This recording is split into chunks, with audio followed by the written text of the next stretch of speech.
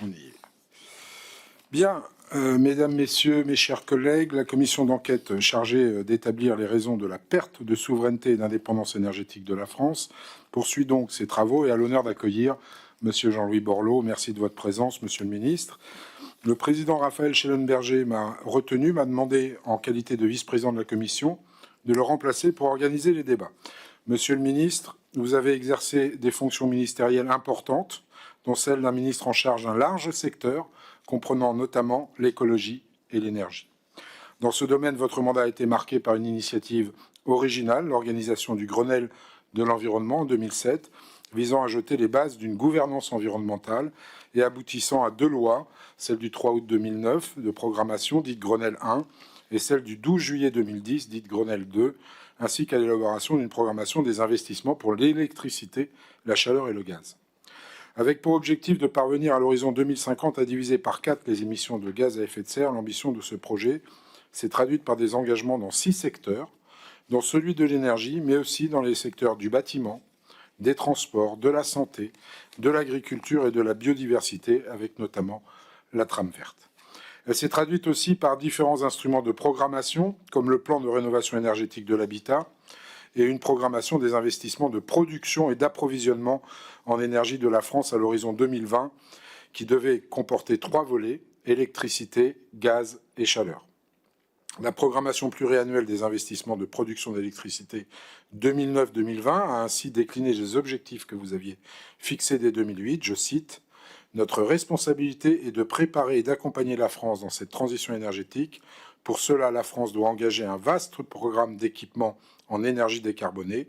En particulier, nous devons intensifier massivement le développement des énergies renouvelables et établir le calendrier de mise en place du programme de centrales nucléaires de 3e génération lancé par le président de la République. » Dans le domaine qui intéresse la commission d'enquête, on peut relever 4 orientations législatives: la baisse des consommations d'énergie, la réduction du recours aux ressources fossiles, la multiplication par 2 à l'horizon 2020 des énergies renouvelables, avec notamment un plan de relance de l'hydroélectricité et le soutien à la recherche. Après ces quelques éléments concernant les politiques publiques que vous avez définies et mises en œuvre, il me revient, monsieur le ministre, en application de l'article 6 de l'ordonnance du 17 novembre 1958, de vous demander de prêter serment, de dire la vérité, toute la vérité, rien que la vérité. Je vous invite en conséquence, monsieur le ministre, à lever la main droite et à dire « je le jure ». Je vous remercie. Et avant de donner la parole, on va déroger aux règles, avant de donner la parole au rapporteur, après vous avoir donné la parole, pardon, monsieur le ministre, pour un exposé d'une quinzaine de minutes, nous dérogerons un peu à la règle, voilà, et je céderai la parole à notre collègue Julie Laernos, qui a des impératifs de transport et qui aura donc l'occasion de vous poser la première question de cette noble assemblée. Monsieur le ministre, je vous laisse la parole.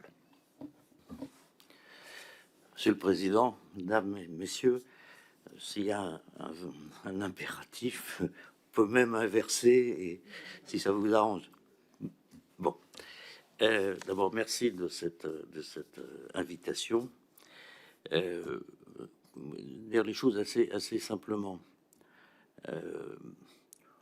Dans cette période 2007-2010, celle que je connais mieux, la situation de la France est la suivante. Un parc électronucléaire hérité des décisions de 1969, un parc robuste, duplicable industriellement, permettant d'avoir une énergie nucléaire peu chère, et notre production tourne à 410 TWh à peu près. Bon. Soutenons cela par de l'hydroélectricité sérieuse et puissante, aux alentours de 60 ou 70 TW, le solde, 50 à 60 étant de gaz et la fin du charbon, un peu de biomasse, mais enfin, c'était pas très significatif. La réputation d'EDF est absolument mondiale, ce qui permet d'ailleurs d'avoir des contrats d'exportation comme l'Afrique du Sud et la Chine à l'époque.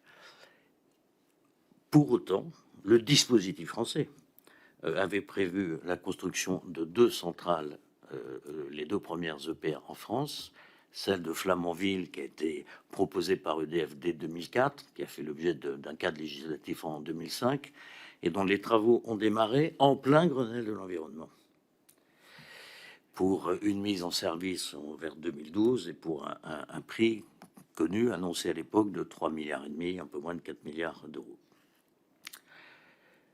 Pour autant, pendant le Grenelle, je le dis parce que j'ai écouté avec beaucoup d'intérêt l'intervention de Jean-Marc Jancovici qui parlait de durée longue et de consensus du pays. Je crois que c'est extrêmement important.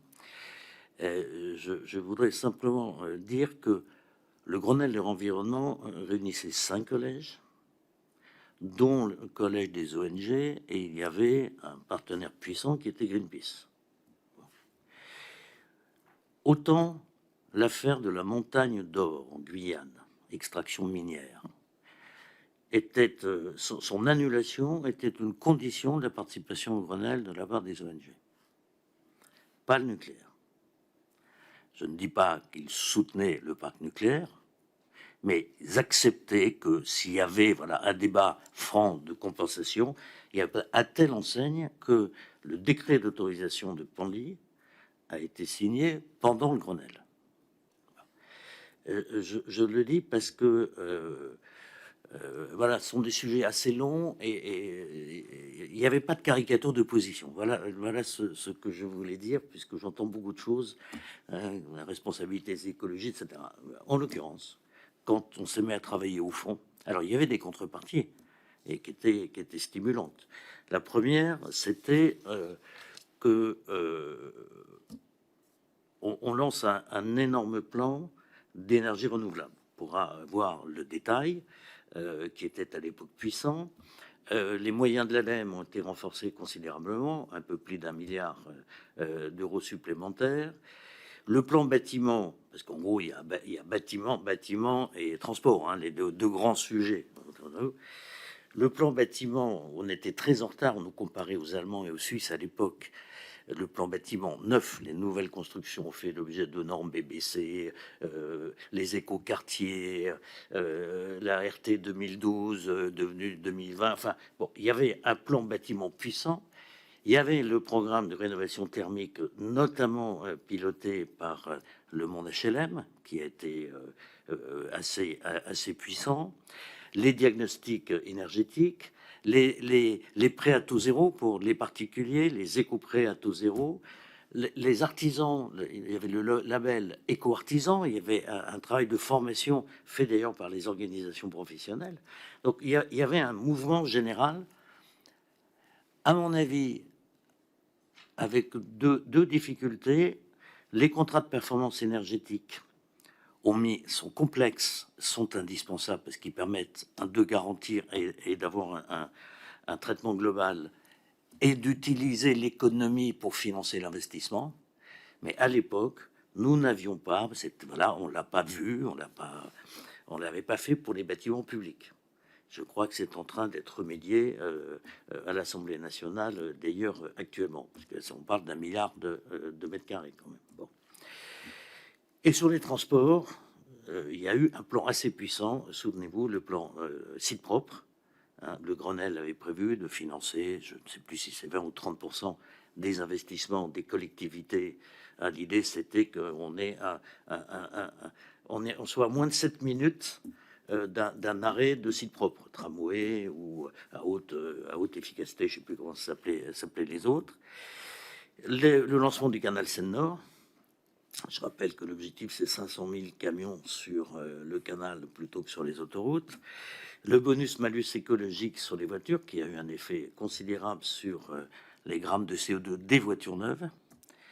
Le financement, le lancement de 3 lignes TGV, qui, au-delà de leur qualité particulière, avait surtout vocation à libérer des sillons pour le fret. On a toujours une vraie difficulté sur le fret ferroviaire. Le travail de reconfiguration de la gouvernance des ports qui devait avoir pour conséquence qu'il y ait un hinterland ferroviaire, parce que 88%, je crois, du tonnage de nos ports sort par camion et pas de manière ferroviaire. Qu'est-ce qu'on avait encore? Les autoroutes maritimes, les autoroutes ferroviaires, consiste à mettre un camion sur le train. La première ligne avait été inaugurée, c'était Perpignan-Luxembourg ou à côté de Luxembourg. Bref, un dispositif relativement puissant pour, voilà, qui accompagnait ce mouvement-là. J'ajoute que pour autant, nous avions prévu une inscription sur les recherches sur les hydroliennes et sur les SMR, parce que c'était le début voilà, c'était un sujet qui commençait à monter. De mémoire, je crois que c'était 600 millions dans le grand emprunt pour les SMR, et il y avait également le projet Astrid pour 500 ou 600 millions, qu'on soutenait de la même manière, comme le site d'enrichissement d'uranium de BESS 2. Donc, on avait un dispositif français qui était robuste et bien pour les consommateurs et la compétitivité française, le plus décarboné ou à peu près des pays industriels, et des capacités à venir à la fois par 2 EPR, par Astrid, par Georges Best 2, par les renouvelables et les SMR, et une réflexion sur l'avenir n'est pas forcément que l'EPR. Enfin, voilà, nucléaire ne veut pas dire obligatoirement c'est l'EPR ou rien. Ça ne mettait pas en cause l'EPR parce qu'à l'époque, il n'y avait pas de raison de le mettre en cause. Il y avait des petites inquiétudes sur sa taille, de l'acceptabilité. Il y avait quand même des inquiétudes sur le prix, car l'affaire des Émirats arabes unis à l'époque est à la fois un problème de gouvernance de la filière, mais c'est aussi parce qu'en vrai, le réacteur coréen est au kilowattheure produit 2 fois moins cher que ce que nous proposions pour l'EPR. Donc il y a des inquiétudes, mais il n'y a pas de remise en cause du tout. On n'avait pas imaginé qu'il y ait ce que vous savez, ce que vous connaissez depuis, en termes de délai et en termes de coût. Alors, il y avait quand même des difficultés et des points de vigilance. Il y en avait en matière d'indépendance, de votre commission, 2, me semble-t-il. Il y avait l'alerte, déjà à l'époque, du gaz en provenance de Russie, qui, je le rappelle, transitait par l'Ukraine. Il y a eu des contentieux commerciaux, peu importe, mais enfin, en gros, en janvier 2009, si ma mémoire est bonne, quasi arrêt de l'utilisation de ce gazoduc.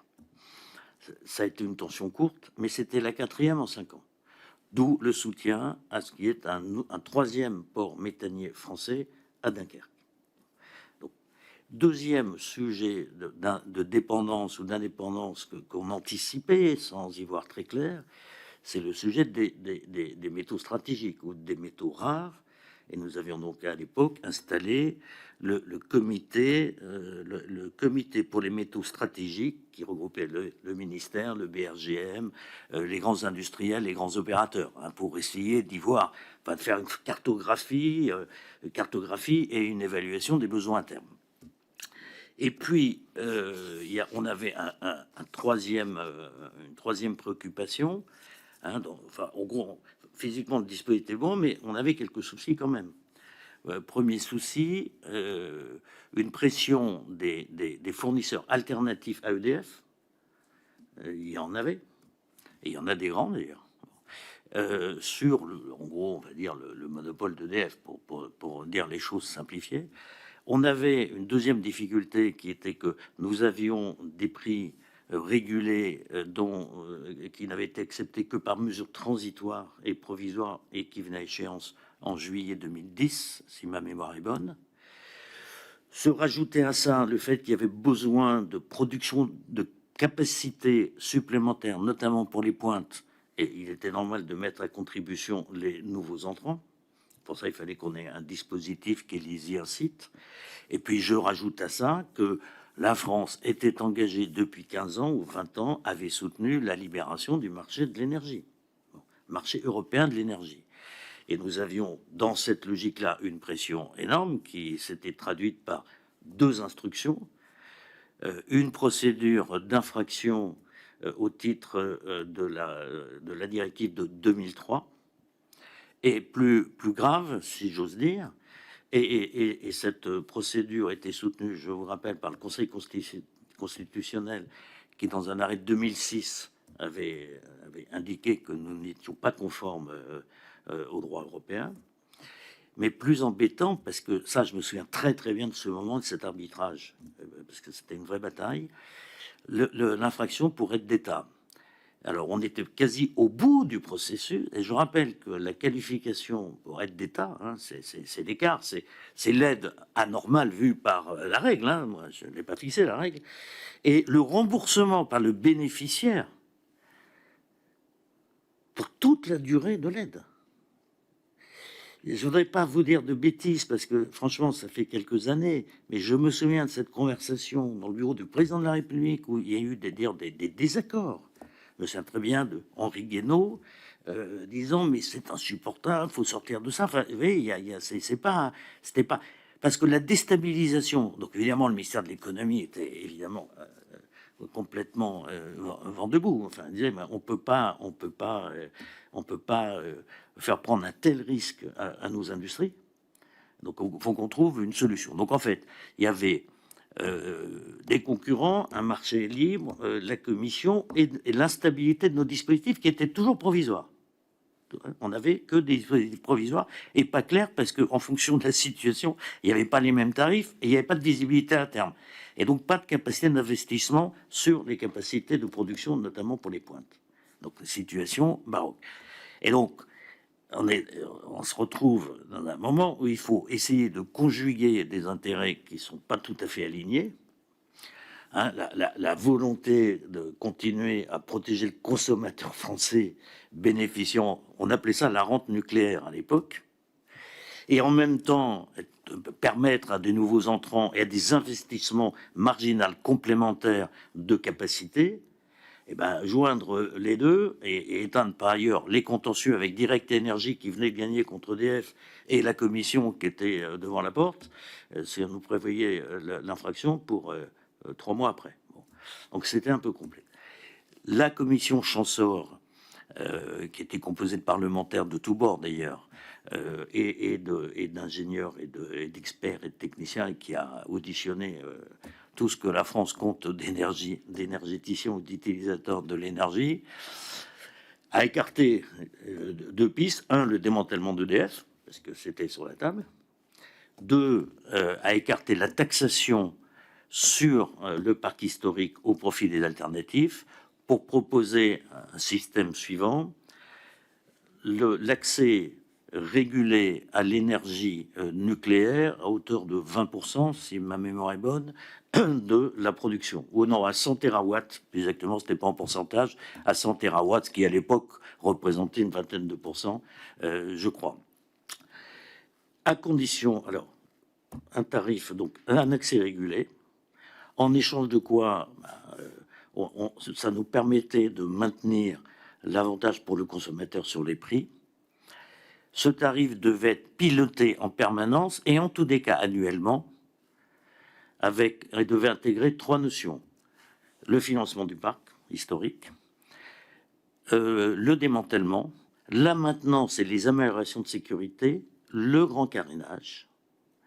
Et en contrepartie, il devait être fait vérifier annuellement que les alternatifs, les nouveaux entrants, investissent dans des capacités de production. Le prix, la commission Champsaur avait suggéré, après étude, un prix à 32, 34 me semble-t-il, la Creux à 36, 38, quelque chose comme ça. Et finalement, on l'a fixé après débat parlementaire, c'est vraiment débat parlementaire, à 40, devenu très vite Fukushima, 42 €. Mais en réalité, alors, c'est un objet hybride qui a eu quelques qualités, qui a quelques défauts, qui est provisoire et donc qui va venir à extinction de toute façon en 2025, mais on peut le changer quand on veut, c'est tout à fait à la main de l'État.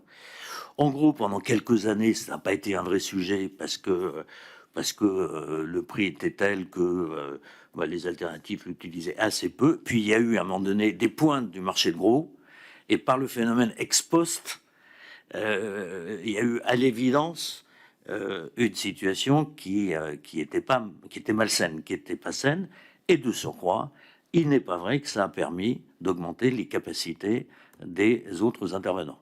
C'est ça la réalité. Maintenant, voilà, il appartient à la France de regarder comment on gère la sortie de cette arène. En tous les cas, pas piloter, c'est pas bien. Ça, c'est la seule certitude. C'est pas possible de garder un outil comme celui-là s'il n'y a pas un pilotage quasi permanent, avec la creux, avec tous les avis, etc. Voilà, c'était les difficultés que nous avions à l'époque. Bon, finalement, la commission, voilà, il n'y a plus de contentieux. Les contentieux avec les alternatives se sont arrêtés. La situation était celle-là. J'ajoute que à l'époque, l'ASN était une instance qui a beaucoup guidé les autres autorités de sûreté européennes, parce qu'elle était considérée comme un modèle. La séparation RTE et Enedis s'est fait dans de bonnes conditions, fonctionnellement, alors que certains pouvaient dire que bon, c'était une chimère. Non, c'est pas vrai, ça a été bien fait. Voilà quelle était la situation de l'époque. Bah après, voilà, il y a eu ce que vous savez, il y a eu Fukushima et il y a eu un certain nombre de... et moi, je les juge pas, je suis pas là pour ça, je n'ai pas d'enjeu personnel, mais bon, il y a l'arrêt de Penly, il y a l'arrêt d'Astrid, il y a la loi qui réduit un peu le parc nucléaire, quoi. Enfin symboliquement 75-50. Qu'est-ce qu'il y a eu d'autre? Il y a eu, il y a pas, j'ai pas vu grand-chose sur les soutiens au SMR à l'époque. Et voilà. Il y a eu un retournement d'opinion. Je veux dire, il est clair que cette filière n'a pas été à ce moment-là choyée. C'est juste factuel. Et moi, je me souviens du traumatisme de Fukushima. J'étais pas en charge, mais c'est pour ça que je ne porte pas de jugement de valeur là-dessus. Enfin, c'est un fait. Et puis, dernier fait aussi. Oui, si, un point, pardon. Et j'en avais fini pour une présentation rapide. Il y avait ce sujet d'entretien et de grand carénage. Déjà à l'époque, le président d'EF, Henri Proglio, ne cessait de dire la stratégie d'allongement, elle est inévitable. On bénéficie d'un parc qui était encore jeune, mais qui va être de moins en moins jeune. Les travaux de grosse réparation ou d'anticipation doivent être beaucoup plus importants. Et il faut faire le grand carénage, qu'il évalue à l'époque à 30 milliards. J'ai lu qu'il était, pour l'instant, plutôt aux alentours de 50 ou 60 milliards. Mais pour vous dire vrai, je n'arrive pas à comprendre exactement où on en est de ce grand carénage pour permettre l'évolution à terme, sous réserve des accords de l'ASN, de la situation. Donc voilà, sur le passé, répondre sentiment sur la situation actuelle, mais peut-être plus en répondant à votre question, de façon à libérer le micro.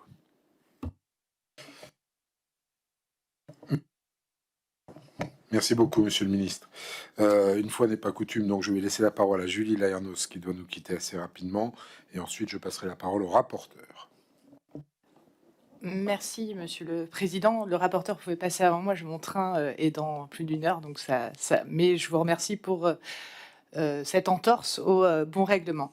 J'ai trois volets de questions. Le premier concerne le paquet énergie-climat et la programmation énergétique 2009-2020 que vous aviez, on est revenu sur le Grenelle de l'environnement, que vous aviez poussé, y compris au niveau national comme au niveau européen, avec pour la première fois, j'ai envie de dire, des ambitions fortes, notamment en termes de sobriété. On en parle beaucoup aujourd'hui, mais vous étiez un des premiers à le poser directement en fonction de ministre, en termes de sobriété et d'efficacité qui étaient consolidés dans des plans, et vous aviez même parlé de décroissance de la consommation, ce qui, à l'époque, avait en fait un effet levier sur les mesures à attendre. Vous êtes revenu sur, quelque part, l'échec des objectifs, puisque vous aviez fixé des objectifs dans des feuilles de route qui étaient ambitieux, qui n'ont pas été atteints. Et ma question, c'est comment se fait-il que, alors que nous avions fixé des objectifs de rénovation des bâtiments sur les transports, vous l'avez évoqué, comment se fait-il que nous n'avons pas atteint ces objectifs-là? Et une question annexe que j'ai eu l'habitude de poser à d'autres auditionnés, qui est on a été à un moment donné, du fait des installations nucléaires fortes en France, dans une surcapacité de production. Et donc, dans un phénomène qui incitait plutôt à la consommation électrique ou à vendre la surconsommation électrique. Et donc, on est, et on voit, ça a été rappelé aussi par certains auditionnés, dans la pointe aujourd'hui européenne, la thermosensibilité pour 50% est relative à la France, qui fait là aussi un sujet pour la dépendance et la souveraineté énergétique de notre pays. Comment analysez-vous quelque part cet échec de l'atteinte des objectifs qui, on sait bien, diminuer la consommation d'énergie est un des premiers leviers pour nous protéger, nous rendre moins dépendants de l'extérieur. Ça, c'est un premier. Est-ce que c'était le pilotage? Est-ce que les moyens n'avaient pas été mis en œuvre? Dans les commentaires, y compris de la Cour des comptes qui ont analysé ce qui s'est passé, on a l'impression qu'on a opté pour un chauffage décarboné plutôt que de mieux isoler les bâtiments et les logements, avec les conséquences aujourd'hui en termes de précarité énergétique. La deuxième question, c'est sur la production des énergies renouvelables. Là aussi, dans le paquet énergie-climat, les 3x20 au niveau européen, vous aviez fixé des ambitions de production d'énergie renouvelable françaises qui n'ont absolument pas été atteintes. On est même le seul État membre de l'Union européenne à ne pas atteindre nos objectifs en matière d'énergie renouvelable. Je ne sais pas si je continue sur... j'ai d'autres questions sur la sûreté ou si parce que c'est un volet un peu à part sur la feuille de route française et les moyens sur l'efficacité énergétique, la sobriété. Allez-y, Madame la députée. Dans ce cas-là, sur le nucléaire, j'aimerais revenir notamment sur le fiasco de Flamanville, puisque vous avez été au cœur du lancement, ou du moins du démarrage du chantier. Des nombreuses personnalités que nous avons auditionnées nous ont confirmé qu'au démarrage, les travaux d'ingénierie et de détail étaient à peine entamés, qu'on a changé, enfin, la gestion du projet, en tout cas industriel en tant que tel, n'était pas à répéter, que les études de sûreté ou encore de référentiel d'exclusion, de rupture étaient peu ou pas encore engagées. C'est également le constat qu'a fait dans son rapport Monsieur Jean-Martin Folz. Comment se fait-il qu'à l'époque, que le gouvernement auquel vous avez appartenu n'a pas demandé une remise à plat complète et pourquoi on a laissé poursuivre, pourquoi vous avez laissé poursuivre aussi le chantier en l'état, notamment vis-à-vis de la sûreté, mais y compris sur la sécurisation du chantier in fine. Vous indiquiez également en tant que ministre qu'il n'y avait pas de nécessité à construire un 3e réacteur EPR nucléaire après Flamanville et Penly. Je vous cite dans les citations, la question pourrait se poser dans une logique de remplacement si l'ASN n'autorise pas le prolongement de la durée des centrales actuelles au-delà de 40 ans. Puis la politique énergétique consistera en 2020 à privilégier les économies d'énergie et les énergies renouvelables. On voit bien qu'on est en pleine actualité avec cette citation sur les orientations et la stratégie énergétique de notre pays. Quel est votre avis aujourd'hui aux situations et au regard de la situation notamment du l'EPR à Flamanville? Troisième question porte sur la sûreté nucléaire.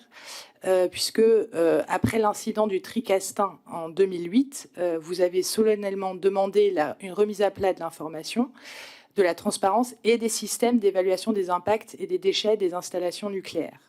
Vous aviez donc considéré à l'époque que les analyses, enfin c'est une question, est-ce que vous avez considéré à l'époque que les analyses et les études n'étaient pas à la hauteur auparavant pour demander cette remise à plat ? Et suite à cet incident, le Haut Comité pour la transparence et l'information sur la sécurité nucléaire vous avez remis le 7 novembre 2008 un avis sur le suivi radioécologique des eaux autour des installations nucléaires et sur la gestion des anciens sites d'entreposage des déchets radioactifs.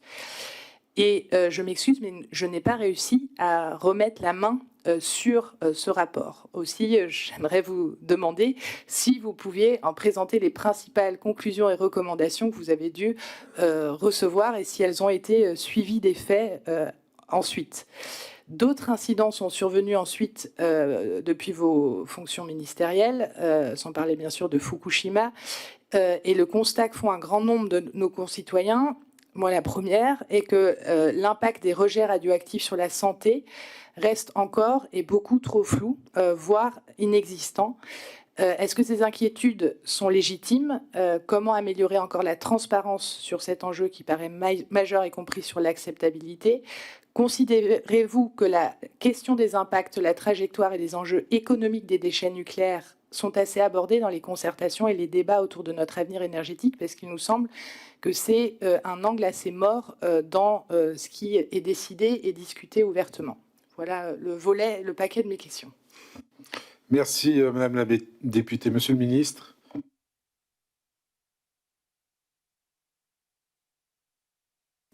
Pardon. Sur le premier groupe de questions, hein, paquet climat-énergie et ambition française. Bon.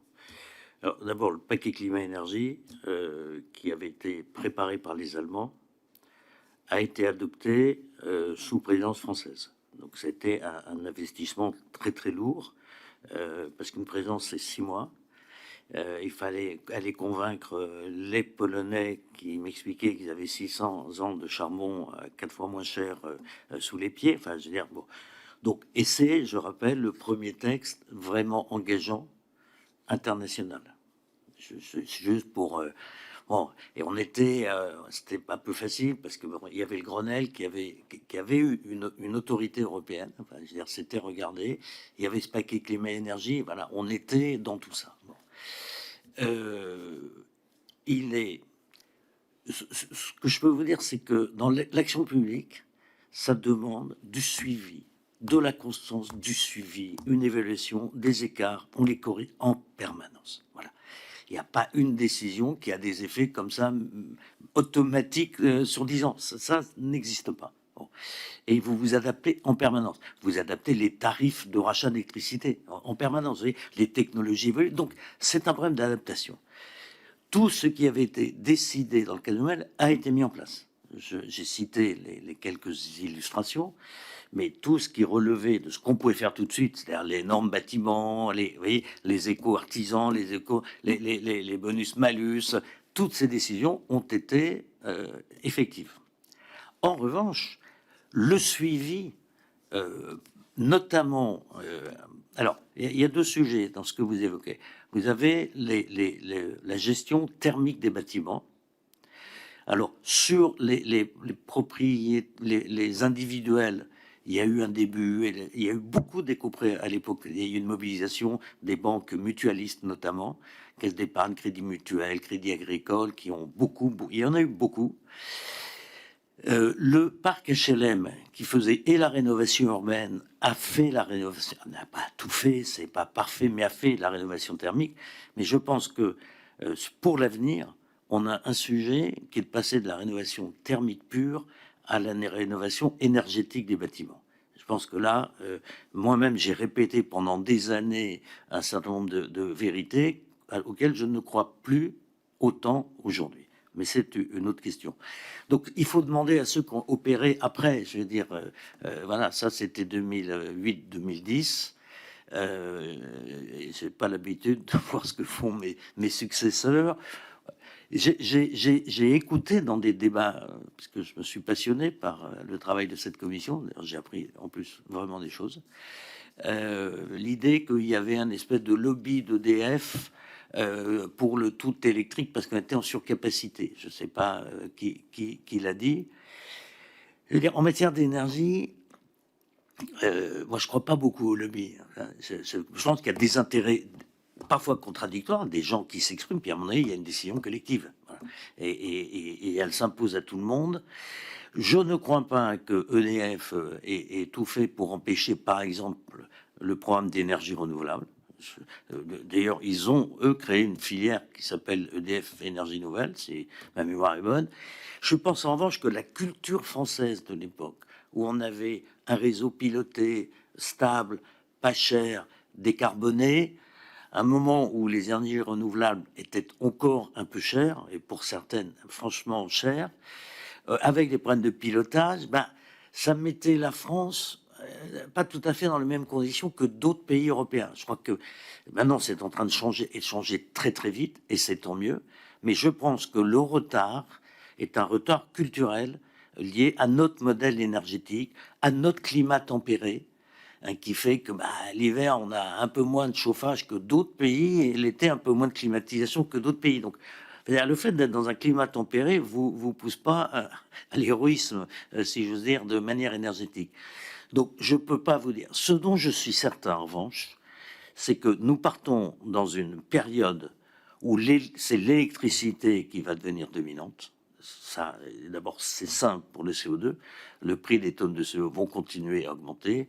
Donc, non pas tout électrique, mais l'électricité, pour des raisons d'indépendance de CO2, va prospérer. Je pense qu'on va redécouvrir les vertus de la géothermie et du géostockage. Je rappelle que Paris était chauffé à la géothermie, enfin une partie de Paris au siècle dernier. Et je pense que c'est un circuit court. Hein, la Terre comme thermostat, oui, c'est un thermos, la Terre. Hein. 14 degrés à 40 mètres, c'est 14. Puis un peu plus loin, c'est plus chaud, etc. Donc je pense que le circuit court de géostockage, de géothermie, je partage assez l'avis du commissaire au plan, enfin du dernier rapport du commissaire au plan, qui suggère une centaine de térawatts de géostockage, géothermie.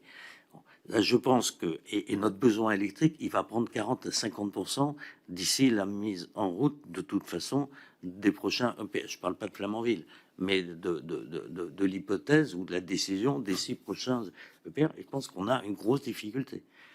Le besoin, par l'évolution des besoins, la digitalisation, les voitures électriques, enfin tout ce que vous savez aussi bien que moi, amène un besoin énergétique. Et je ne vois pas d'autre solution que donc les circuits courts, que l'explosion, la réflexion sur les SMR. Je ne suis pas sûr qu'on n'ait pas laissé passer le train.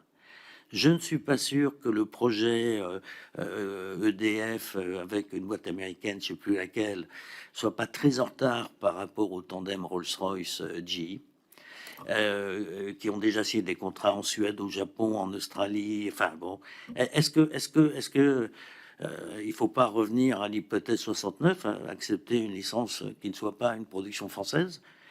Et puis, je crois que la révolution digitale va impacter la révolution énergétique. Je veux dire, la digitalisation de l'énergie, la gestion du réseau. Quand moi je quitte, on doit avoir à peu près, ces responsabilités-là, on doit avoir à peu près 2000 entrées sur le réseau. Hein, donc c'est un réseau facilement pilotable. Je ne vais pas vous dire de bêtises, mais on doit pas loin d'être à 400 à 500 000 aujourd'hui. Donc je veux dire, et le renouvelable, enfin, il y a de l'intermittence. Je veux dire, qu'on le veuille ou non, c'est comme ça. Bon. Et donc, la gestion du réseau, pour ça, le rôle de RTE et Enedis est absolument vital. Absolument vital. Les problèmes de cybersécurité vont se positionner également sur le réseau. Moi, je suis pas assez, malheureusement, c'est pas ma génération, c'est beaucoup plus jeune que moi, mais on a des génies français de l'intelligence artificielle, de la digitalisation. Et je crois qu'une des réponses, c'est le mix de la digitalisation, l'intelligence artificielle et l'énergie. Parce que le problème, c'est un problème de pointe, c'est pas un problème de base, enfin, les vrais incidents, les vraies difficultés, et ça, c'est du pilotage. Alors, RTE a lancé les réserves primaires, les réserves secondaires, les réserves de capacité, des procédures d'effacement, il y a le pilotage à distance, il y a la conduite en continu. Je crois qu'on est au début, Dieu merci, d'une révolution qui va nous permettre de contrebalancer cette augmentation globale par une beaucoup plus grande performance énergétique. Vous m'aviez posé une question, oui, sur la sécurité au moment de Flamanville. Je vais vous dire les choses assez simplement. Quand le père de Flamanville ne fait que démarrer, enfin, on donne l'autorisation du démarrage, après je pars. Je ne m'excuse pas, mais je vous dis juste la vérité. Mais je serais resté, je ne suis pas sûr que j'aurais eu la sagacité de commencer à mettre en cause ni le design qui avait été produit par Framatome et Siemens, ni la capacité d'EDF. Je pense qu'il aurait fallu qu'il y ait des premiers incidents. Je n'étais pas là, mais je parle presque pour mes successeurs. Faut voir l'image d'EDF. Enfin, c'est une très grande maison. Sa capacité à construire. EDF construisait, je rappelle, des réacteurs en 5 ans, qui sont toujours en fonctionnement. Donc, vous voyez, il y a un passé de EDF constructeur qui plaide largement pour... moi, je me pose beaucoup plus la question du design. Je me pose beaucoup plus la question de l'EPR. Le seul sujet qu'on n'aborde jamais, je pense que voilà, il y a de l'atome parce que c'est décarboné, et puis de toute façon, on n'a pas le choix. Et puis il y a des renouvelables et l'intelligence artificielle et l'efficacité énergétique. Enfin, mes enfants, c'est pas Flamanville le sujet, c'est la Finlande, c'est Taishan s'est arrêté, et si finalement l'histoire ne bégayait pas. Parce que je rappelle que de 1960 ou 55 à 69, on a essayé des EPR, enfin je dis des EPR, on a essayé des technologies proposées par Framatome, le CEA, etc. Et qui étaient pas mal d'ailleurs. Mais finalement, la décision politique, c'était non, c'est trop sophistiqué, c'est trop cher. Et donc on prend, on est en pleine époque gaulliste, ou gaulienne, avec la sortie de l'OTAN. Enfin, donc c'était... Bon, mais c'était... on a pris un truc robuste. Les Chinois viennent de décider qu'ils ne feront plus de paix. Bon, je suis pas en train de dire du mal. Je me dis juste qu'un peuple et qu'un pays a le droit de s'arrêter sur l'ensemble de sa stratégie, y compris en tenant compte. Parce qu'il y aurait eu un incident sur un constructeur, je veux bien, mais les Européens, ils n'ont pas été construits par EDF. Donc, je veux dire, non, et même si j'étais resté 3 ans de plus, je suis pas sûr que j'aurais spontanément mis en cause EDF. Vous voyez, voilà. Voilà ma réponse sur la sécurité. Est-ce que j'ai oublié un point? Alors, vous me rappelez ce souvenir, je me souviens très très bien. Alors, si, il y avait un truc qui m'avait beaucoup frappé à l'époque, c'est la difficulté de communication et d'information avec les hauts comités. Ma colère, elle était là-dessus. Elle était là-dessus. Et je me souviens pas exactement sur quoi, mais je me souviens qu'on avait amélioré les conditions d'alerte, de transparence, et avec les ONG d'ailleurs étaient assez présentes et à juste titre, et à juste raison, et avaient un pouvoir d'alerte extrêmement fort à l'époque. Elles étaient très très présentes dans le débat sur la transparence, très présentes, et c'était une bonne chose. Franchement, sur le rapport, je ne crois pas que je le retrouverai, mais si je le retrouve, bon, enfin, on va forcément le retrouver quelque part dans les archives de l'État français. Et vous pouvez demander à la ministre en charge, ou les deux, puisque c'est un peu confus, enfin, en tout cas, c'est partagé, pardon, de répondre à la question. Sincèrement, je vous dirais des bêtises. Et comme j'ai joué de pas dire de bêtises. Merci, Monsieur le ministre. Je vais maintenant laisser la parole au rapporteur. Merci, Monsieur le Président. Merci, Monsieur le ministre, Monsieur Borloo, pour ces premiers éléments.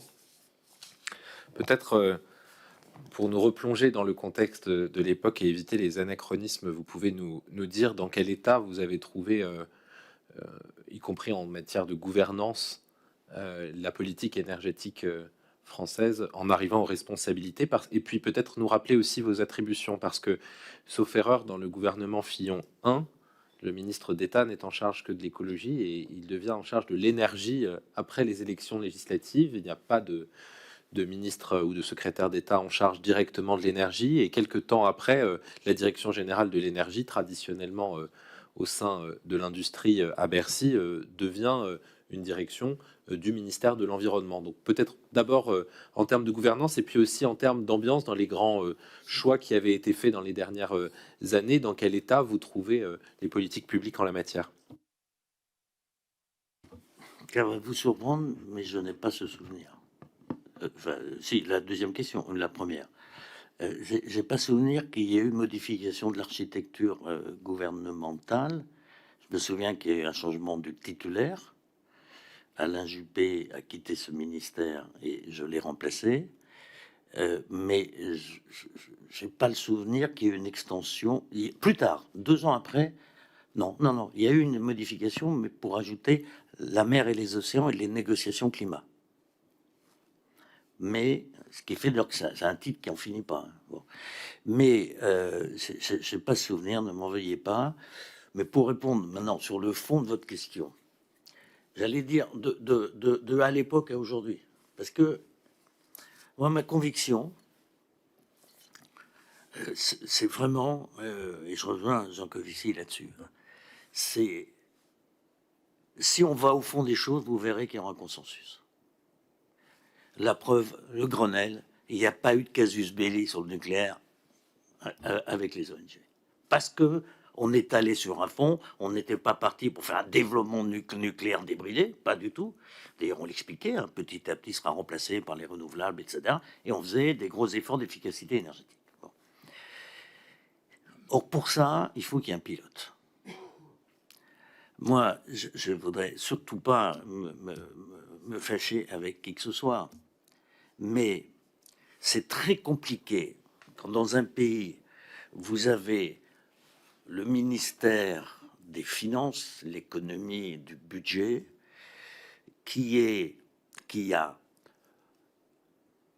un niveau de compétences internes incroyablement puissant et élevé, qui a quasiment une direction générale qui double chaque ministère, le logement, l'énergie, bon, qui en plus a dans son sein culturel l'agence des participations de l'État, qui a une stratégie, pardon de le dire, le mot n'est pas vulgaire, de banquier d'affaires, enfin, je veux dire de gestionnaire des actifs, de remonter des dividendes, par exemple, hein, ou de coûts, ou de boucliers tarifaires, etc.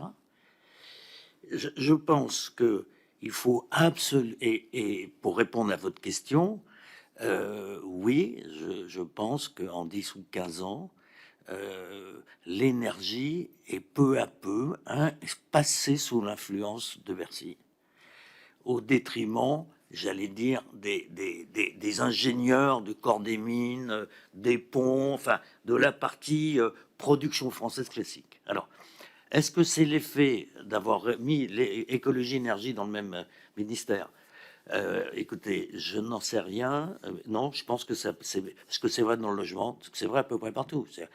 Notre pays est aujourd'hui administré depuis ce magnifique bâtiment qui a un pied dans la Seine, je ne sais par quelle autorisation environnementale d'ailleurs. Bon, mais il y a une perte de puissance politique de ce ministère.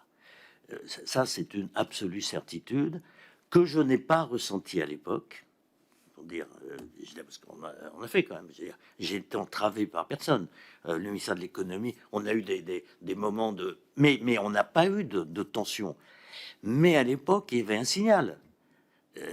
J'étais sûrement pas le plus brillant de cette génération, mais j'étais ministre d'État. Voilà. C'était la volonté d'un président de la République dans le cadre d'une élection présidentielle. Bon. Donc ça donnait, pardon, un poids. J'ajoute que le Grenelle de l'environnement donnait un poids à la parole de ce ministère, au-delà de l'individu. Donnait un poids. Le paquet climat-énergie donnait un poids. Donc c'était un ministère puissant, passionné par ça. Je pense qu'on était d'ailleurs plus sur cette balle-là que sur la biodiversité, par exemple. Vous voyez, je pense que on a fait les aires marines protégées, on a fait des choses. On peut pas dire qu'on ait fait une grande révolution. Ouais, c'est parce que voilà, vous êtes focus sur des trucs sujets. Cela nous paraissait tellement énorme, invraisemblable. Donc ma conviction absolue, c'est qu'il y a besoin, y compris aujourd'hui, d'un débat en profondeur, et peut-être que le travail incroyable de cette commission peut y contribuer, sur une stratégie à 50 ans, par étape de 10 ans, puis de 5 ans, puis trimestrielle. Voilà. Et là, le découpage actuel me paraît ne pas donner la pleine puissance à ce sujet de l'énergie et de l'efficacité énergétique. Et c'est pas... Parce que vous me ferez grâce de ne pas faire de politicienne, c'est pas du tout mon sujet. On essaye des trucs dans la vie, hein. Parce qu'à l'inverse, le concept de planification est un concept intelligent. Vous voyez, donc je suis pas du tout dans la critique, mais je pense qu'on peut se poser ce problème. Et le problème de c'est quoi est-ce que le nucléaire en France, c'est ou le PR ou rien? Alors justement, puisque vous avez évoqué le Grenelle de l'environnement, effectivement, le candidat Nicolas Sarkozy promettait, je cite, une révolution écologique, et donc une fois élu et après avoir remporté les élections législatives, se monte le Grenelle devant l'environnement. Donc vous avez la charge et dont on comprend que le nucléaire est exclu des débats. Alors vous allez nous dire, parce que on a eu des versions un peu différentes, et je citerai simplement celle d'Henri Proglio, selon lequel le nucléaire avait été exclu des débats volontairement par Nicolas Sarkozy pour éviter justement d'avoir un débat qui se focaliserait sur le sujet et qui ne permettrait pas de donner la place. De fait, dans les débats, et vous me contredirez si je me trompe, le nucléaire est fort peu présent, notamment eu égard à sa place dans le mix électrique français et au fait que c'était une énergie décarbonée. Est-ce que vous pouvez peut-être nous retracer la place importante, moins importante, la proportion nucléaire dans les débats du Grenelle de l'environnement? Oui, mais d'abord, merci de cette question. Quand vous faites vous proposez le Grenelle de l'environnement, mais les gens ne sont pas convoqués. C'est une démarche volontaire, acceptée, avec des règles, avec des ONG représentant d'autres ONG. C'est tout un processus démocratique. Par exemple, il n'y aurait pas eu de poursuite du Grenelle si on n'avait pas abandonné la montagne d'or en Guyane. Voilà. Là, c'est un sujet. Mais c'est pas nous qui fixons le cadre. Il faut bien à un moment donné que tout le monde soit d'accord. Et donc, d'un certain consensus, ce qui ne vaut pas validation d'une stratégie nucléaire par les ONG, mais on pouvait faire le Grenelle en disant, voilà, nous, notre feuille de route, ça va être ça. Globalement, c'est tolérable. Voilà. Donc, c'est pas qu'il y a eu... ça a été exclu. Si les ONG trouvaient qu'il devait y avoir... Je veux dire, il n'y aurait pas eu de Grenelle. C'est aussi simple que ça. Mais ça a été vrai sur les pesticides, sur plein de sujets. Donc le Grenelle, ça n'a pas été du marchandage. C'est des milliers d'heures avec des experts pour aller au fond des choses. Ma conviction de fond dans l'action publique, c'est qu'il y a beaucoup plus de malentendus que de désaccords.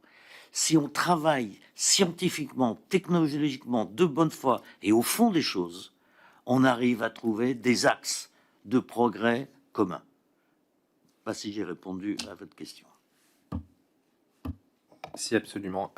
Avant d'enchaîner sur d'autres questions sur les prix de l'électricité et sur le nucléaire, je voulais vous poser une question sur les concessions hydroélectriques. Je la pose maintenant, il n'y a pas de bon ordre pour la poser, mais on a énormément parlé ici de la mise en concurrence des concessions hydroélectriques et de la situation de flottement qu'on connaît depuis lors, et qui donne l'impression que la France a accepté le principe pour se mettre en conformité avec les engagements européens, mais n'a jamais accepté en pratique que ce soit le cas. Et je crois, sous le contrôle de mes collègues qui ont assisté à nos autres auditions, que personne n'en a exprimé le souhait. Pourtant, vous présentez vous-même en juillet 2008 un plan pour les concessions hydroélectriques qui comporte leur mise en concurrence. Donc, ma question est simple, est-ce que vous y étiez favorable ou est-ce que vous y avez été contraint et considéré qu'on allait ou pouvoir l'éviter en pratique ou trouver des contournements? Les deux, en vérité. Mais oui, la vérité, c'est celle-là. Bon. D'abord, on est dans un état de droit. Et il y a des concurrents qui ont également des droits. Il y avait des prêts contentieux. Et je rappelle que EDF n'a pas 100% des concessions hydroélectriques. Il doit avoir 80 ou 75 ou 80, je sais plus. Mais enfin bon, il y avait d'ailleurs une première bataille avec la CNR, si ma mémoire est bonne, pour éviter un contentieux qui était extrêmement violent. Donc au fond, les avis étaient sensiblement partagés. On est dans un état de droit et la concession éternelle, où alors on remet dans le domaine public directement les barrages, enfin les concessions, mais EDF, société anonyme, de toute façon, un jour ou l'autre, vous êtes rattrapé par la patrouille. Simplement, il n'y a pas de visibilité, il n'y a pas. Donc, il y avait cette idée que dans un état de droit, on se conforme. Je rajoute que la pression de la commission là-dessus, elle était vraie, elle est toujours vraie aujourd'hui d'ailleurs. Bon, ce qu'on a fait, c'est qu'on a préparé au cas où. Bon, ben on en a déclenché en vérité aucune. Le chantier, il est resté en l'état. Je ne sais pas ce qui serait passé si j'étais resté 2 ou 3 ans de plus.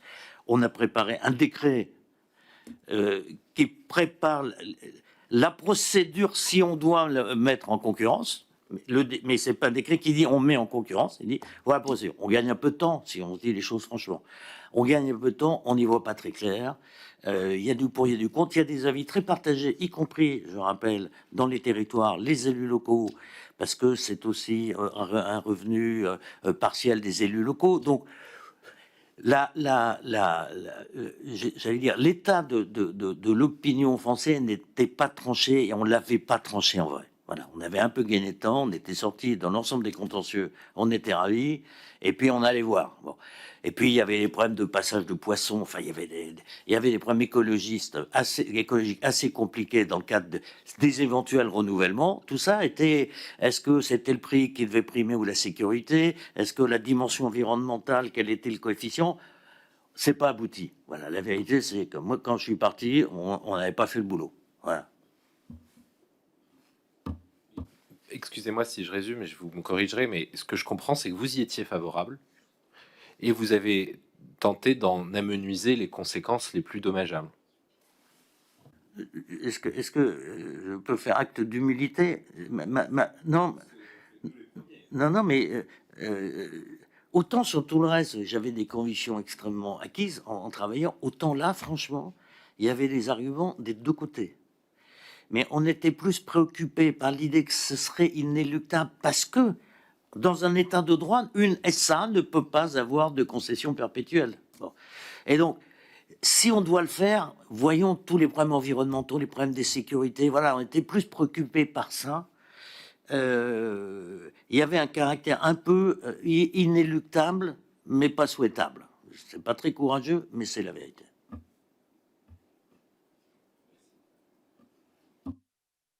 Je vous remercie. Non, je pense qu'on est tous très contents de pouvoir faire acte de lucidité.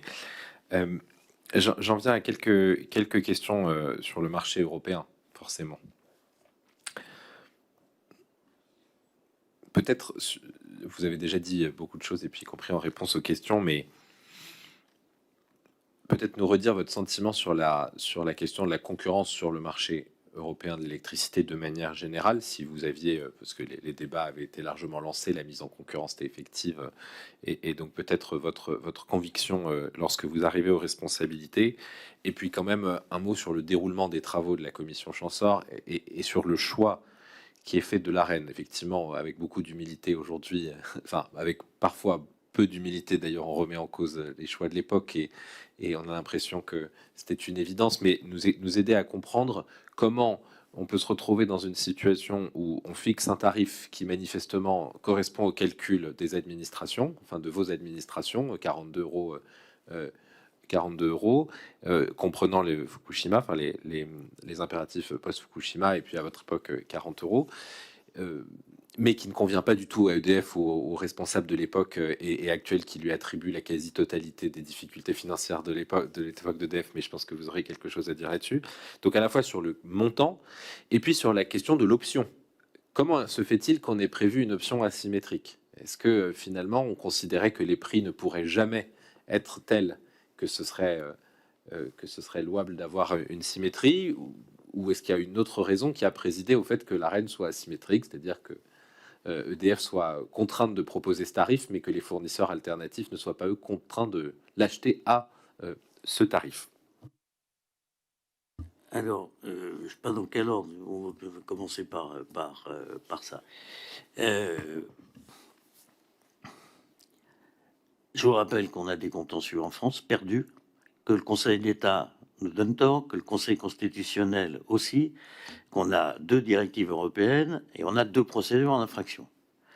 Et on a les professionnels qui nous disent, de toute façon, votre truc, il est provisoire, votre tartame, il s'appelle d'ailleurs provisoire, le tarif jaune, le tarif bleu, enfin, je veux dire.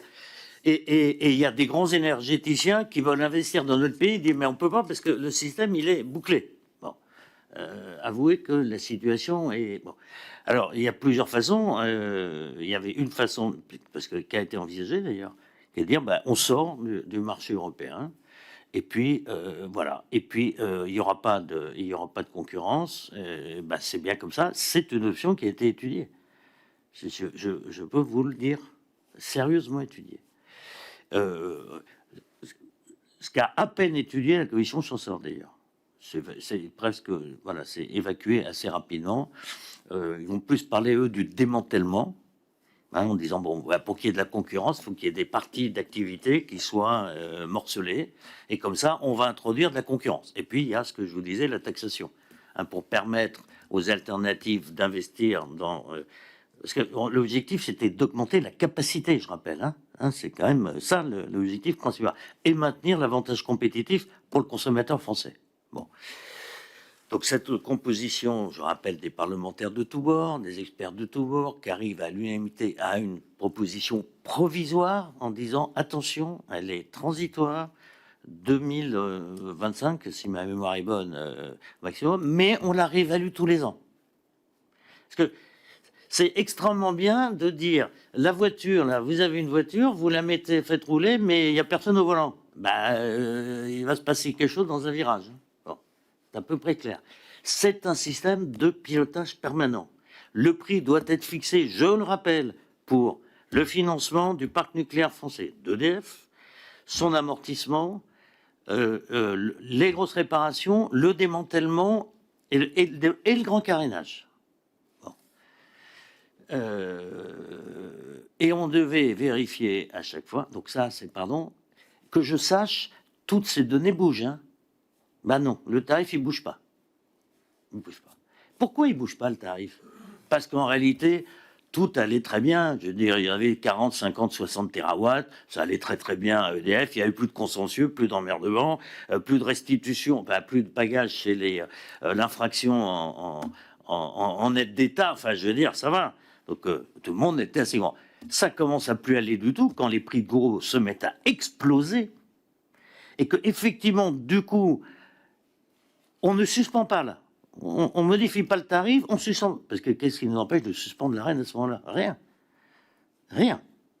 On ne suspend pas, on subit une explosion du marché de gros qui rend du coup la bagnole pas pilotée. Voilà, c'est aussi ça. Moi, je ne suis pas sûr que c'était... Il y avait peut-être une meilleure décision, mais j'encourage un travail sérieux pour 2025. Ça doit commencer dès maintenant. Parce que j'observe qu'on vient d'étendre l'Arenh à 120 terawatts à 46 €. Comme quoi, on pouvait tout bouger. Non, mais c'est une blague, cette histoire. Vous ne pouvez pas avoir un véhicule de sortie de crise qui permet la concurrence, qui vous permet de sortir des contentieux, qui apaise tout un secteur, et la laisser comme ça rouler tout seul sans pilote. Ça n'existe pas. Donc, ça a été une rustine de l'instant, je n'ai pas peur des mots, qui était, je crois, pertinent, en tous les cas, qui devait être piloté et suspendu à tout instant. Mais ça rejoint votre question sur le marché européen. C'est exactement la même situation. Pardon. Mais qu'est-ce qui empêchait de suspendre le prix de l'électricité dès mars 2022, quand il y a l'explosion suite à l'agression ukrainienne? Les textes le prévoient, de suspendre provisoirement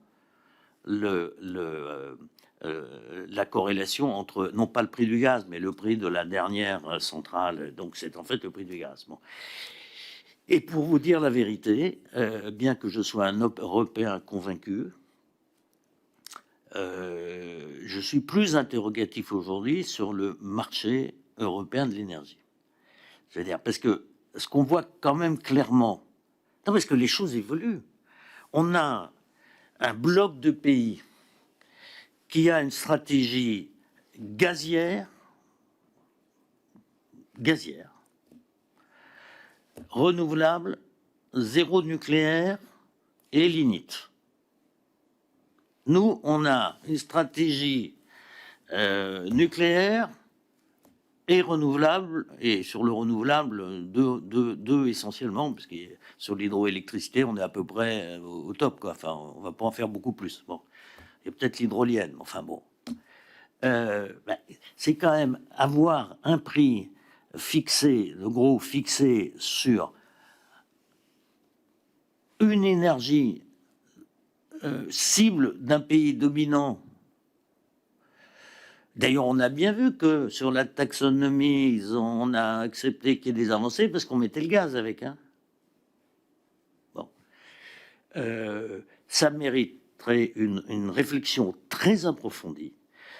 Pardon, on peut faire de l'interconnexion physique sans avoir un marché complètement libre.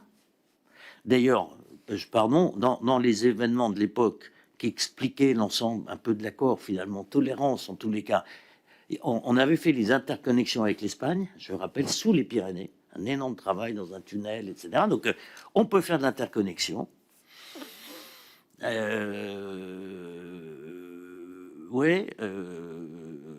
Moi, je suis plus réservé aujourd'hui sur...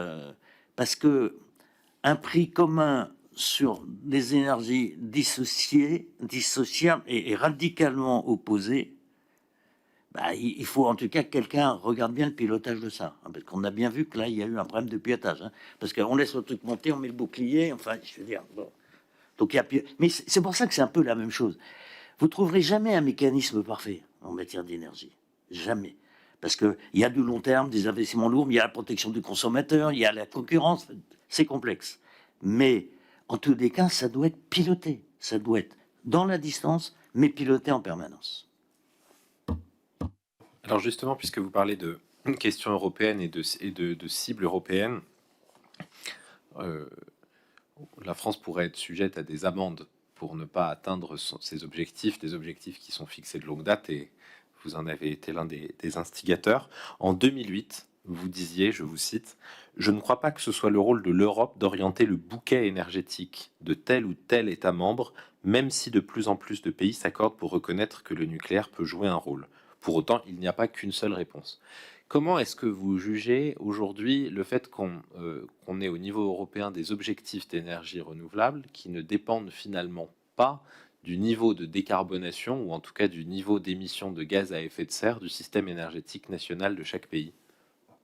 Je pense que c'est une erreur. Mais vraiment. C'est pour ça que le principe même de marché régulé par la Commission, si j'ose dire, me paraît pas adapté. Oui, c'est vrai que on n'a pas respecté. Il y a un accord comme ça, hein, Climat Énergie, il faut mettre d'accord 27 pays. Hein, c'est pas votre position, point final. Donc ça avait été négocié par les Allemands et c'est nous qui l'avions défendu et fait voter.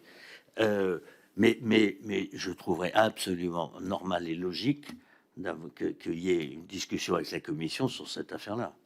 Ça me paraît pas raisonnable. L'idée d'une... Ça ne veut pas dire qu'on a raison de traîner. Hein. C'est pas ce que je veux dire. Mais à partir du moment où il y a des engagements assez clairs, assez fermes, assez puissants pour rattraper ce retard à l'allumage, parce que c'est pour moi un retard à l'allumage culturel, je pense qu'il y a une discussion forcément possible avec la Commission.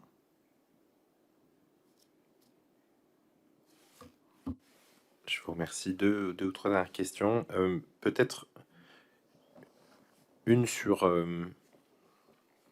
la quatrième génération, dans l'autre sens. Je commence par la quatrième avant la troisième. Sur la quatrième génération, pour comprendre quel est l'état des discussions lorsque vous êtes aux responsabilités. Parce que la loi a récemment, lorsque vous arrivez aux responsabilités, la loi a depuis peu ancré un objectif de travailler sur la quatrième génération.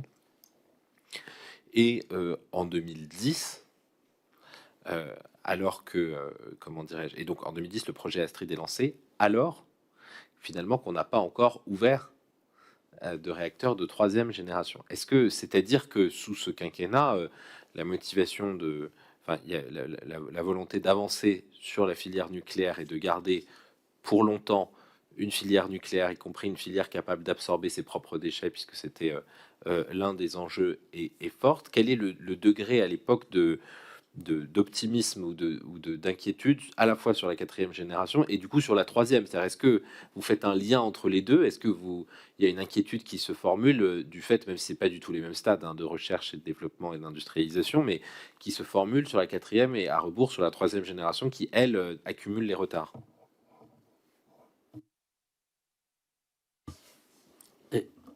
À l'époque, on était assez confiant. Enfin, franchement, notre pays avait des retards dans pas mal de domaines, peut-être, mais on n'avait pas ce sentiment dans celui-là. Et donc, le SMR, bon, ITER, par exemple, c'est en France, c'est à Cadarache. On peut discuter d'ITER, sa performance, enfin sa pertinence, mais enfin en attendant, l'idée, y compris de fusion, de fission, de 3e, de 4e, de SMR, l'avance française sur le nucléaire, des sous-marins, enfin de la DCNS, je veux dire, on investissait sur tout en même temps. C'est ça qu'il faut bien comprendre. Donc il n'y avait pas de choix de l'un plutôt que de l'autre. Et on réfléchissait par voie de conséquence à pas forcément d'autres EPR que Flamanville et Panly. Au fond, dans l'inconscient collectif, c'était ça. Hein, c'était, oui, il y avait un saut, mais ça peut être beaucoup plus petit du SMR, ça peut être 3e génération, 4e génération. Voilà, c'était banco, les gars, allez-y, travaillez, faites des recherches, investissez. Voilà, c'était le grand emprunt est en partie venu de là. Hein. En partie, je ne dis pas seulement, en partie venu de là, hein, de 20 milliards, si vous vous souvenez. Bon. Donc oui, il y avait une confiance dans l'évolution technologique. Oui.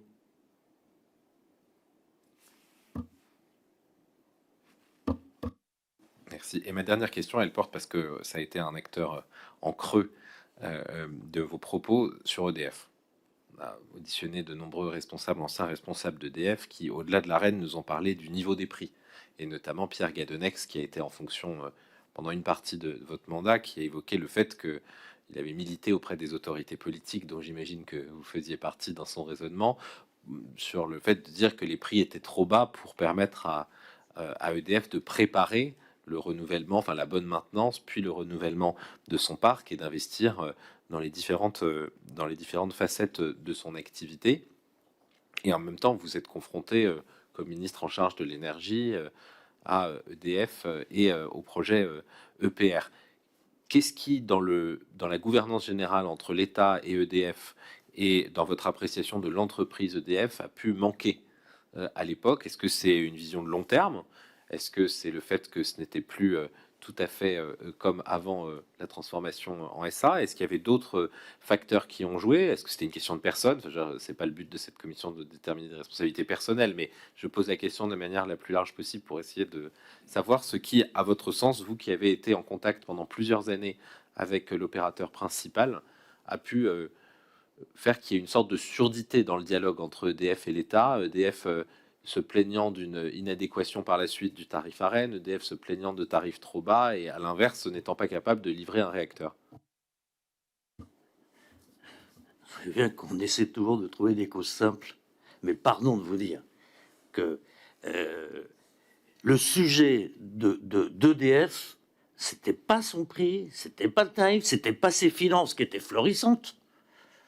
J'ai entendu dire que pouvoir faire une clé point 15 milliards, c'était... Non, attendez. Constellation, ça a coûté combien? Les achats aux États-Unis, ça a coûté combien? Non, mais c'est une blague. Le sujet d'EDF, c'était Areva. La vérité, c'est que EDF estimait, et je peux le comprendre, qu'il y avait un chef de file du nucléaire en France, c'était EDF, et que Areva était un fournisseur d'EDF. Alors, si j'en ai pas entendu parler, je veux bien mourir. Ça a été quotidien, ça.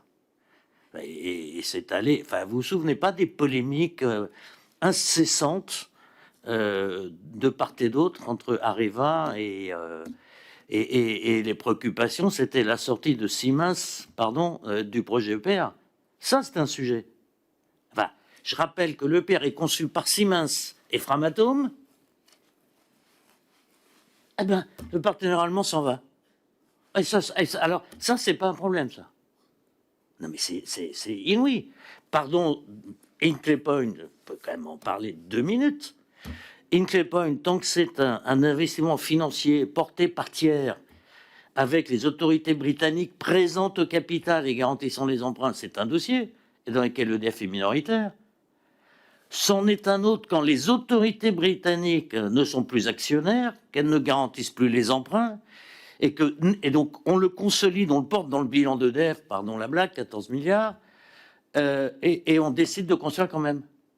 Je rappelle la démission du directeur financier d'EDF, de Thomas Pickmal, ce jour-là, disant que ça mettait en pays.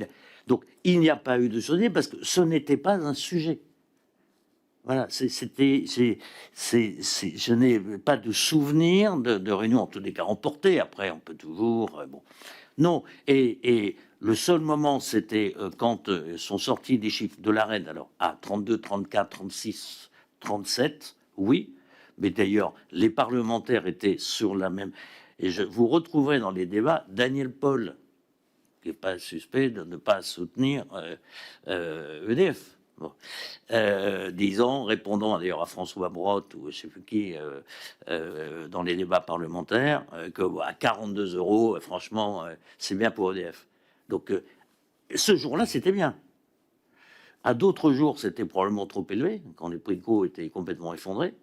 Mais quand ils ont explosé, ça n'avait aucun sens. Et de toute façon, il n'est pas imaginable que, ayant progressé de quasi 15 ans, les conditions de fixation du prix qui sont, je rappelle, l'entretien, le grand carénage, le démantèlement, quoi qu'il arrive, vous ne pouvez pas rester au même prix, c'est pas possible. Donc non, je n'ai pas de souvenir que c'était un sujet absolument central. Si, par exemple, sur l'hydroélectricité, oui, par exemple. Vous aviez à la fois GDF Suez, enfin Engie ou Compagnon, je sais pas qui gueulait parce que c'est une société anonyme, mais elle est en monopole, oui. Et EDF qui disait, je garde mes conseils. Oui, ça, je me souviens bien.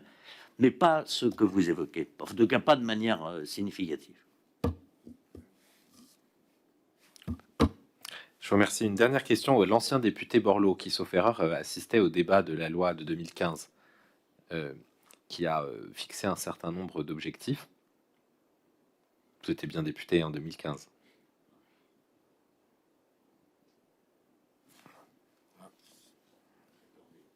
Je crois que c'est, mais...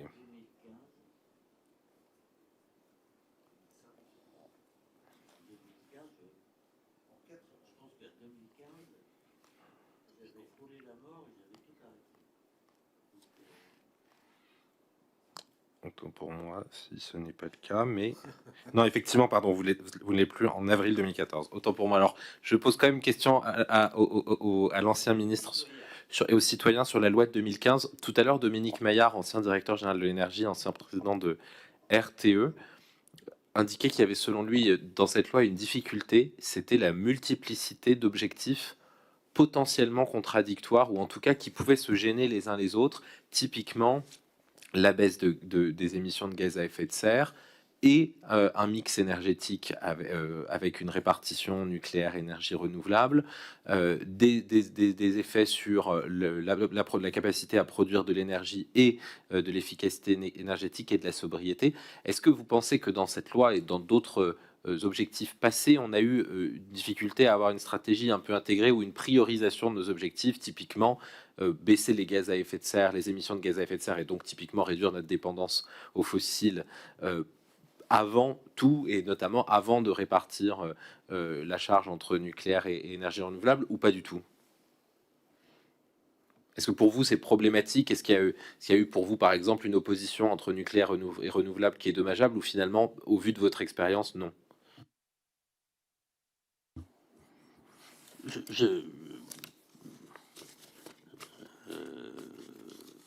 Je n'ai pas souvenir une fois de plus, je me reconstituais physiquement et je n'ai pas vraiment suivi, mais je peux répondre plus généralement. dans ce domaine, la somme des contraintes est naturellement élevée. Et elle est phasée. Et elle peut être contradictoire à certains moments. C'est une absolue évidence. Le demande des renouvelables, il est payé sur la facture du consommateur français, même celui qui n'a pas de renouvelable à côté de lui. Le CSPE, ça sert à ça. Et il y a probablement c'est une des raisons aussi du retard à l'allumage au départ du système français. Bon, ça me paraît évident. Maintenant, c'est ce que je voudrais juste évoquer un point, monsieur le rapporteur, monsieur le président, c'est la nouvelle cartographie du monde de l'énergie. Moi, il me semble qu'il y a devant nous deux révolutions. La première, je vous l'ai dit, mais qui est monstrueuse et qui peut être extraordinaire pour nous, c'est le retour à la Terre et la révolution digitale énergétique. Les progrès peuvent être mais considérables. Regardez le succès extraordinaire de cette fabuleuse initiative de RTE qui est EcoWatt. Mais c'est une application digitale pure et simple. Mais on peut faire 100 EcoWatt. Le pilotage à distance de l'énergie, le pilotage intelligent, le pilotage en continu, enfin, on est encore dans un système assez préhistorique où, en gros, il y a de la production, il y a de la consommation un peu stable, hein, on allume, on tank, c'est normal, ça vient, mais entre les deux, Et le deuxième, c'est ce qui se passe à notre sud. La nouvelle carte, pour moi, elle est sud. Elle est marocaine, elle est saharienne, elle est mauritanienne, elle est de cette partie, c'est le Maghreb plus les pays limitrophes. Ce qui est en train de se passer, mais c'est extravagant. Le Sahara occidental va devenir le hub énergétique mondial du renouvelable. L'hydrogène vert, il sera à Dakhla.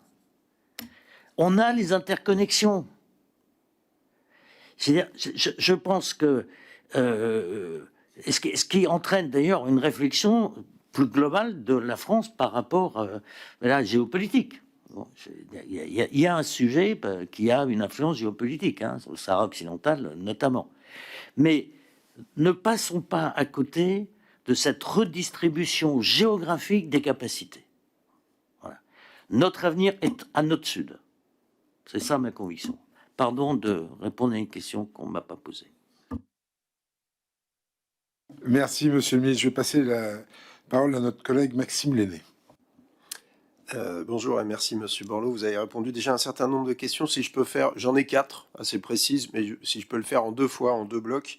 La première, alors vous avez déjà longuement évoqué Flamanville, mais pour être un peu précis par rapport à des auditions que nous avons déjà menées, notamment le PDG d'EDF Renouvelable et 4 représentants de fédérations syndicales hier, qui nous ont dit pas tout à fait la même chose. Le premier nous a dit qu'en fait on avait lancé l'EPR de Flamanville tout simplement parce que ça faisait 40 ans qu'on n'avait pas construit de nouveaux réacteurs et qu'on se rendait compte qu'il fallait quand même entretenir les compétences et que c'était une façon de le faire. Et les syndicalistes qu'on a rencontrés hier nous ont dit vous n'y êtes pas du tout. En fait, le PR de Flamanville, c'est juste un prototype et donc il fallait se faire la main. Ce qui revient peut-être d'ailleurs à peu près au même. Mais voilà, donc si vous avez des informations là-dessus. Et deuxième question pour ce premier bloc, ma collègue Julie Lerneus, vous l'avez posé, mais c'est vrai qu'elle avait posé beaucoup de questions. C'est sur la question des déchets nucléaires. Alors, on pourrait parler de CIGEO, mais là, on a appris il y a 4 jours que nos entreprises ont laissé, les entreprises françaises, on va dire, ont laissé 20 millions de tonnes, je crois, de déchets nucléaires à l'air libre au Niger. Est-ce que, à l'époque, vous aviez connaissance de ces choses? Et voilà. Et donc, je reprendrai la parole si ça vous dérange pas pour un autre sujet.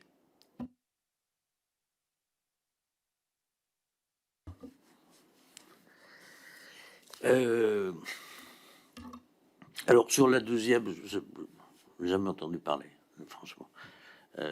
Ni à l'époque, ni même... bah, ça se serait entendu et vu quand même. Si c'était monté. Oui, enfin... Bon. Sur sur le père de Flamanville. Donc je vous redis que nous avions une confiance totale dans EDF qui construisait des réacteurs qui marchaient toujours en 5 ans, avec sans dépassement de coût. Voilà. Donc c'est vrai qu'on... Bon. Alors, le problème de la compétence est un sujet dont on parlait à l'époque. Ça, c'est exact. Et alors, non, je dirais pas qu'on a fait Flamanville parce qu'il fallait que pas perdre la compétence. De toute façon, il y avait un petit sujet. Il y avait quand même un nombre de parcs qui bon. Et donc, bon, ça, c'était... et puis ça a pris du temps, je vous rappelle, hein, entre 2004, la première... Enfin, quand EDF a fait clairement cette proposition, c'était en 2004, je crois, fin 2003, début 2004, bon, il passait un peu de temps. Bon. Mais la démographie de la compétence était un sujet de préoccupation, effectivement, à l'époque. Et c'est d'ailleurs pour cette raison que, quand est décidé Panly, il y avait 2 candidats. Il y avait GDF Suez associé à je sais plus qui, enfin, bon, il y avait un consortium, et EDF. Et si on a confié à EDF, à l'époque, le seul argument dont je me souviens, enfin, qui était pertinent, c'est on n'a pas construit depuis 25 ans, on a perdu des compétences en interne, nos sous-traitants aussi, on a un problème, donc on ne peut pas avoir 2 entités de compétences, on n'y arrivera pas. Voilà. Donc il y avait un sujet de compétences, mais plutôt sous cet angle-là. Merci. Alors, deuxième bloc de questions, c'est sur EDF, son statut, sur les privatisations, etc. Sur la séparation, alors ça c'est un peu antérieur à vos prises de fonction, hein, si je dis pas de bêtises, mais la séparation EDF, RTE, Enedis, hier les représentants syndicaux ont bien rappelé que l'électricité c'est un système, il faut le voir sous cet angle-là. La critique du marché que vous avez fait aussi va dans ce sens-là. Vous avez rappelé qu'il y a un enjeu de pilotabilité, donc ça nous ramène à la question du système. Vous avez rappelé qu'on est passé de 2000 entrées à peut-être 400 000 entrées sur le réseau. Donc première question, est-ce qu'il n'y a pas un bilan négatif à faire quand même de cette séparation des activités et un enjeu à revenir à un EDF intégré avec la production, le transport, la distribution? Et deuxième question, pour le coup, ça se passe en 2004, où EDF et GDF perdent leur statut d'EPIC et deviennent des sociétés anonymes. Alors, sur EDF, d'une certaine façon, la question précédente va vous permettre d'y répondre, mais sur GDF qu'on vient d'évoquer, quel bilan on peut faire aussi de cette privatisation? On a posé la question hier aux représentants syndicaux, dont un avait fait sa carrière précédemment chez GDF. Il était très critique de cette privatisation. Quel bilan, vous pouvez en faire?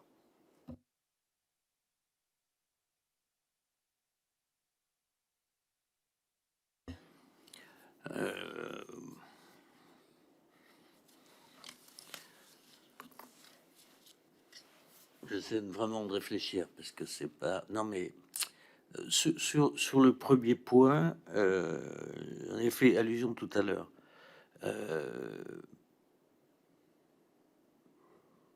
EDF reste l'opérateur le plus intégré d'Europe.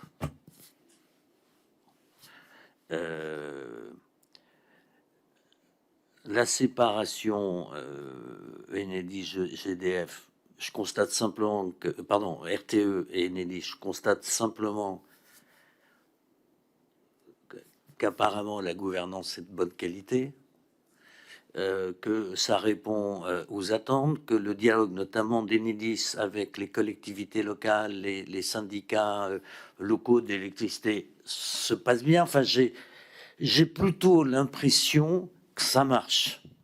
Bon, alors est-ce qu'on peut refaire 30 ans avant? Je ne peux pas vous dire, mais moi j'ai plutôt le sentiment. Alors moi je veux dire, les trucs qui marchent, si on les touchait pas trop, c'est pas mal, quoi. Voilà. Je pense qu'il y a des moments où il y a souvent, enfin, il est assez rare que les gens prennent vraiment la mauvaise décision. Et ce qui est sûr, c'est que les circonstances changent et que si vous vous adaptez pas, une ancienne très bonne décision peut devenir une catastrophe. Exemple, le pilotage. Bon. Ça, et en matière d'énergie, c'est sûr. Ça, c'est une certitude. Maintenant, bon, voilà, la République française a fait des choix avec des gouvernements successifs qui ont tous, voilà, qui sont tous allés dans voilà, une construction européenne dans laquelle il y avait l'énergie. Bon, c'est faire de la politique fiction que d'essayer d'imaginer ce que ça aurait été si ça avait été autrement, parce que honnêtement, je ne sais pas. Je ne sais pas. Et je vous dis la même chose pour GDF. Franchement, je ne sais pas. Moi, je suis quand même assez convaincu que c'est un sujet politique, l'énergie. Voilà. Comme disait Lénine, hein, communiste, c'est les soviets plus l'électricité. Bon. Je considère que c'est un sujet absolument majeur. Je considère qu'il est politique. Que le marché vienne appuyer à certains moments pour capter des investissements ne me choque pas, au contraire. Il faut probablement l'y aider. Mais c'est un sujet de stratégie collective. Voilà. J'ai passé 3 années de ma vie à monter une agence d'électrification en Afrique. Parce que 650 millions d'Africains n'ont pas accès à l'énergie. Mes enfants, on est dingues. C'est à 14 km de chez nous. C'est notre lutte de croissance et d'expansion, de croissance, y compris de PIB, hein, par la proximité. Où ça va être notre drame? Où ça va être notre drame? Bon, je pense que l'Europe aurait bien raison de proposer à la disposition de l'Afrique un énorme plan d'énergie renouvelable pour toute l'Afrique. Alors, il se débrouille pour l'instant au Maroc très bien. On pourrait peut-être y participer, mais c'est un sujet majeur. Donc, pensez que les seules lois, le marché doit venir en appui de quelque chose de régalien. Pour moi, c'est régalien. Merci, monsieur le ministre. Je vais passer la parole maintenant à Francis Dubois.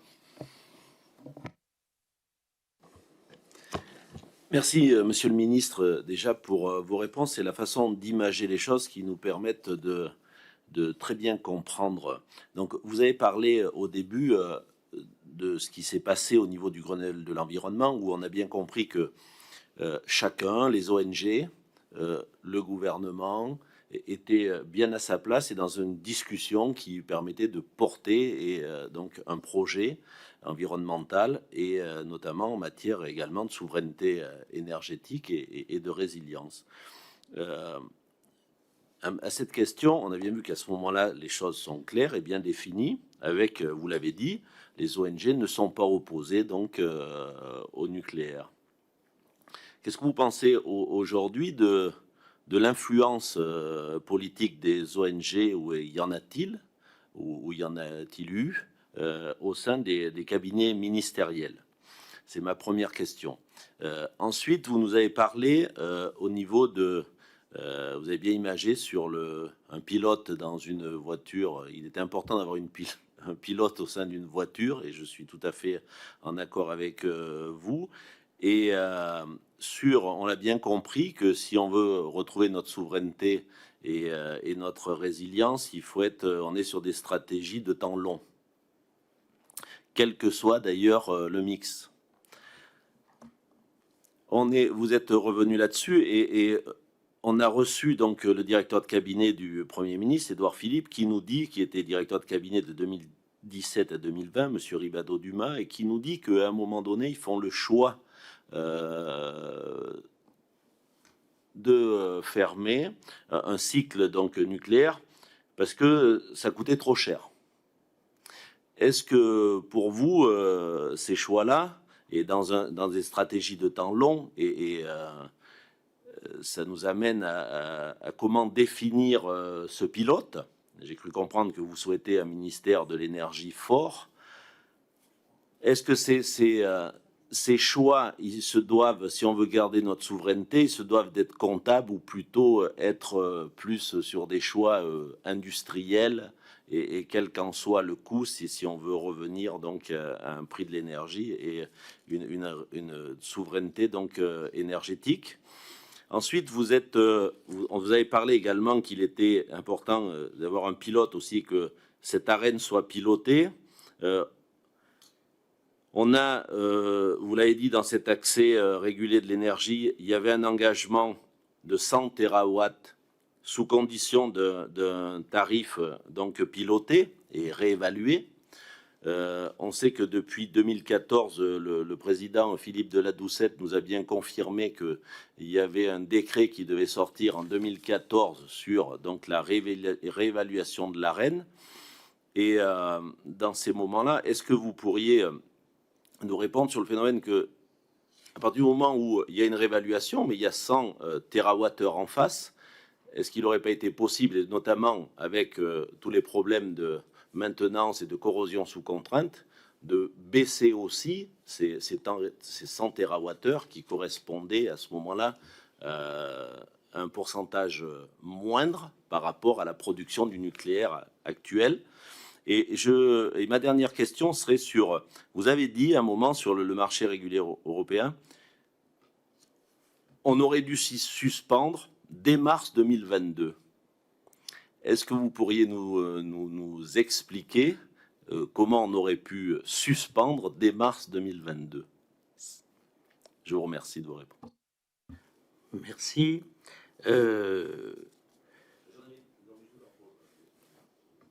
Allez-y. Je vous la pose tout de suite.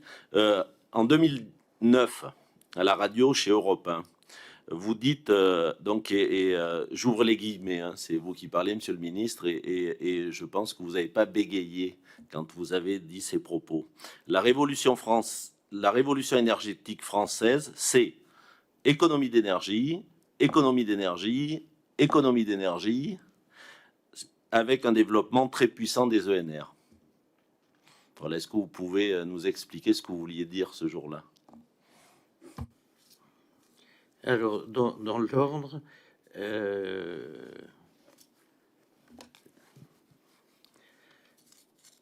poser la question des ONG. Oui, l'influence politique des ONG au sein des cabinets ministériels.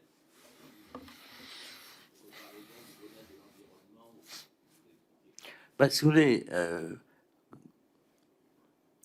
oui, non, d'abord, je voudrais revenir sur un point. Les ONG n'ont pas dit OK au nucléaire. Ne me faites pas dire ce que je n'ai pas dit. Ce que j'ai dit, c'est que le fait qu'on ait cette stratégie nucléaire arrêtée, qui s'arrête à 2 EPR, pas après, et le reste, n'était pas un casus belli suffisant pour qu'ils ne considèrent pas qu'on pouvait faire tout le Grenelle ensemble. Alors que sur l'extraction minière de la mine d'or en Guyane, c'était un casus belli, il n'y aurait pas eu de Grenelle. Hein, c'est donc, je ne veux pas les mettre en porte-à-faux et leur faire dire ce qu'ils n'ont pas dit. Mais c'était une donnée de base qui a été tolérée, voilà, tout simplement. Bon. Alors, les ONG, moi, j'arrive pas. Ça, c'est comme les lobbyistes. Bon. Je dois toujours parler d'ONG et de lobby. Non, il y a des gens, bon, c'est des parties prenantes, ils viennent vous voir, ben c'est bien d'écouter tout le monde. Je n'ai pas souvenir, et puis j'ai parfois été mis en minorité, enfin, je veux dire, pas en minorité, mais en désaccord. Je veux dire, quand on fait la rénovation urbaine, 500 000, 600 000 logements, 200 000 démolitions, et avec des gens qui, à juste titre, disaient, mais on a déjà une crise du logement, tu nous supprimes des logements. Enfin, je veux dire, je peux comprendre qu'il y ait des opinions et elles peuvent être entendues. Mais j'appelle pas ça, moi, du lobby ou de l'influence des ONG. Il y a des ONG qui ont des compétences, pardon, exceptionnelles. Exceptionnelles. Prenez Robin des Bois, enfin, il y a des tas, je veux dire, il y a des travaux scientifiques, c'est pas, vous faites le tri, vous n'êtes pas obligé de... Mais écoutez, ça... Et je pense que l'action publique, c'est d'abord écouter, aller au fond des choses, au fond. Est-ce qu'on vous présente comme des évidences, genre la reine a un problème d'asymétrie qui explique les violets de... Non, mais ça va, c'est une blague ça. Bon, mais c'est commode. Non, c'est écouter. Et ben moi, c'est écouter. Maintenant, vous dire que j'ai subi des pressions. Oui, des pressions. Je sais pas comment on peut dire. De toute ma carrière politique, jamais. Mais c'est pas que j'ai eu à refuser. Jamais. Qu'est-ce que vous voulez que je vous dise? Jamais. Voilà. Donc, moi, je n'ai pas souvenir. Alors, puis, mais en plus, comme vous avez passé quelques milliers d'heures, et que, vous savez, vous êtes tout dit, hein. Pas besoin de vous revoir tous les 15 jours. Hein. Non, mais oui, on a une feuille de route. Le drame de la France, je veux dire, on décide 256 mesures Grenelle. On les fait voter. Mais le sujet, pardon, on a fait le suivi, le comité de suivi pendant 1 an. Et après, il est dans la loi, le comité de suivi. Il n'y a jamais eu. Elles sont où, les 256 mesures votées par le Parlement? On en est où? Il y en a peut-être des idiotes qu'il faut rectifier, il y en a peut-être accélérés, il y en a peut-être qui sont partis au contraire. Mais évidemment, notre drame, c'est le suivi, pilotage et suivi. Ça ne sert à rien de voter. C'est comme la rénovation urbaine. Le Parlement vote une rénovation urbaine. Voilà. Un énorme parc à détruire, à construire, à résidentialiser de ça. Puis tout d'un coup, le truc, il s'arrête. Mais quand je dis ça, il s'arrête. Allez, comme passer 40 milliards, là, ou 48, financés en fait par les opérateurs eux-mêmes, hein, pardon de le dire, c'était pas par l'État. Bon. Ou pour l'essentiel, pas par l'État. Eh bien, sans que personne n'ait décidé qu'il y ait le moins de débat, le truc, il s'est juste arrêté. Parce que plus personne n'a suivi le truc. Voilà, tout simplement. L'énergie, enfin, les temps longs, c'est du pilotage et du suivi. Voilà. 256 mesures.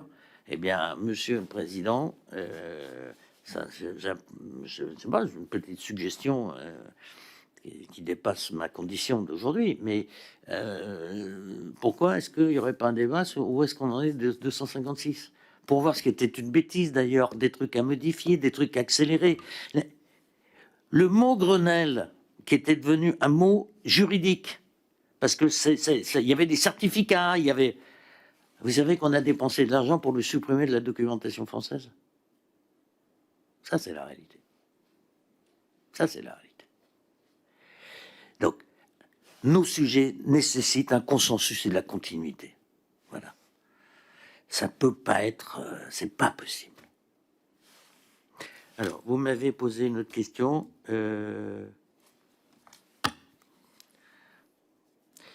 Oui, l'AREN est un système qui devait... On n'avait plus le droit des tarifs réglementés. On n'avait plus le droit au mois de juillet de la réversibilité. On avait des contentieux civils et commerciaux. On avait des contentieux européens et on nous disait les alternatives, ils peuvent pas investir parce que il n'y a pas de visibilité, parce que il y a un EDF qui est au milieu. Voilà, c'est ça la situation. On met en place un outil. Bon, alors après avoir compté que le Parlement, il y a eu. Alors vous allez voir les échanges extraordinaires avec Lenoir, avec François Brotte, avec. Je veux dire, c'est pas un truc. Ça a été lourd, ça a été long. Il y a une maquette qui est posée qu'on doit piloter en permanence. Oui, on aurait pu passer à 60 et on aurait pu passer à 58 et puis repasser. Et oui, bien sûr. Mais c'est le pilotage, ça. Toutes les conditions évoluent. Voilà. C'est pour ça que la loi, elle fixe pas un prix, elle fixe une modalité de fixation de prix. Voilà.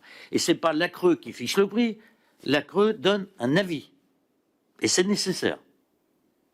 Mais l'ACRE, elle n'est pas parfaite non plus. Mais après, il y a une responsabilité de la nation, voilà, qui à un moment donné est représentée par des gens, un titre provisoire, mais c'est comme ça. Oui, alors, ce que j'avais dit sur cette bonne radio d'Europe 1, oui, bah, je maintiens. Mais je maintiens, moi, je vous dis qu'on peut faire des appels d'offres aujourd'hui. Vous verrez que vous aurez des réponses sur les bâtiments à 80%, 90% d'émissions de CO2 en moins, 75% de factures énergétiques en moins. Lançons les appels d'offres. Carrefour l'a fait, Airbus l'a fait. Pour l'instant, c'est le privé. Mais on y arrive à des coûts qui sont très, très inférieurs au thermique pur. Je ne dis pas qu'il ne faut pas faire du thermique, hein. Mais il y a une révolution. Oui, il faut qu'on effondre. Je veux dire, la consommation doit devenir intelligente par des outils d'intelligence artificielle, digitalisation. Voilà. Ça, ma conviction absolue. Et je vais vous dire, c'est notre seule solution. Parce que le gap, avant que les 6 autres là démarrent, les enfants, on aura 40% de besoin en plus. Hein. Vous avez vu qu'aux États-Unis, enfin, pas aux États-Unis, en Floride ou Californie, je ne me souviens plus, vous pouvez pas recharger votre voiture électrique passer 18 heures. Hein. Bon. Oui. Mais la sobriété, c'est pas de baisser de 2 degrés. Hein. Enfin, c'est bien. Mais ça, c'est la vraie révolution. Elle est devant nous. On est au tout début, on est au premier semestre quasiment de cette nouvelle ère. Dès mars 2022, vous m'avez pas répondu. Comme ont fait les Portugais et les Espagnols. Je ne sais pas comment ils ont organisé, je ne sais pas comment il faudrait l'organiser ici, mais on n'est pas obligé de suivre, nous, de caper notre prix de l'électricité sur le prix du marché de gros européen. On le décide à titre provisoire, puisqu'il ne s'agit pas de tout foutre en l'air, bien entendu. On fait 3-4 mois, et puis aujourd'hui, c'est quasi... on ne doit pas être très très loin des prix initiaux. Bon, je ne suis pas suivi dans le détail, mais ce que je veux dire, c'est que, voilà, on peut être pro-européen, on peut trouver qu'il faut des interconnexions, on peut même être pour que le marché vienne en support, mais on doit garder toujours le pilotage, et c'est pas la mécanique qui a été mise en place qui doit piloter le truc. Voilà. Quand il y a des crises, quand il y a des évolutions, quand il y a des adaptations nécessaires ou quand il y a des nouvelles technologies. On est d'accord de dire que c'est une volonté gouvernementale. Et je dirais que sur un sujet comme celui-là, je dirais vraiment de la nation. Parce que vous avez beaucoup d'intervenants. Le gouvernement, il a une responsabilité, il n'a pas toutes les responsabilités. D'ailleurs, vous avez des autorités indépendantes. La CRE est une autorité indépendante, l'autorité de sûreté nucléaire est une autorité indépendante, les investisseurs sont indépendants, les syndicats. Enfin, c'est une famille complète. Donc, un gouvernement doit créer un consensus de la famille le plus proche possible. Voilà. Merci, Monsieur le Ministre. Je crois qu'il me revient de conclure.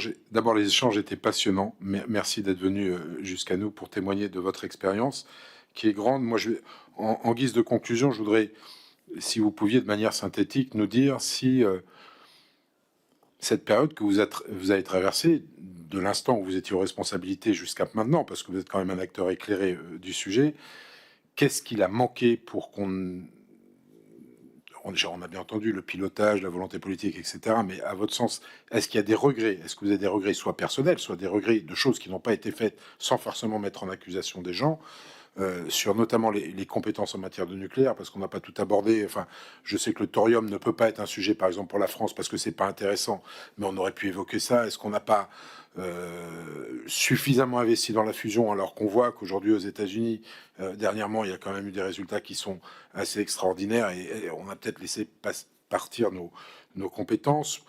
Pourquoi, vous l'avez dit, ça a été plus culturel qu'autre chose, mais on aurait peut-être pu combattre ce côté culturel français qui fait que les énergies renouvelables se sont pas développées à la hauteur de vos espoirs et des 2 Grenelles que vous avez fait. Donc ça, retracer un petit peu si vous voyez des regrets ou des choses qui auraient pu être mises en place. Et puis la question de la fin, en tout cas pour moi, c'est que on parle de souveraineté énergétique française, est-ce atteignable ou est-ce simplement une utopie? Et pour vous poser cette question-là, j'en fais référence, et j'en suis d'accord avec vous, avec le potentiel énergétique extraordinaire de l'Afrique, qui sera sûrement beaucoup plus forte que tous les pays du monde. Donc je voulais vous poser la question en guise de conclusion sur votre intervention aujourd'hui.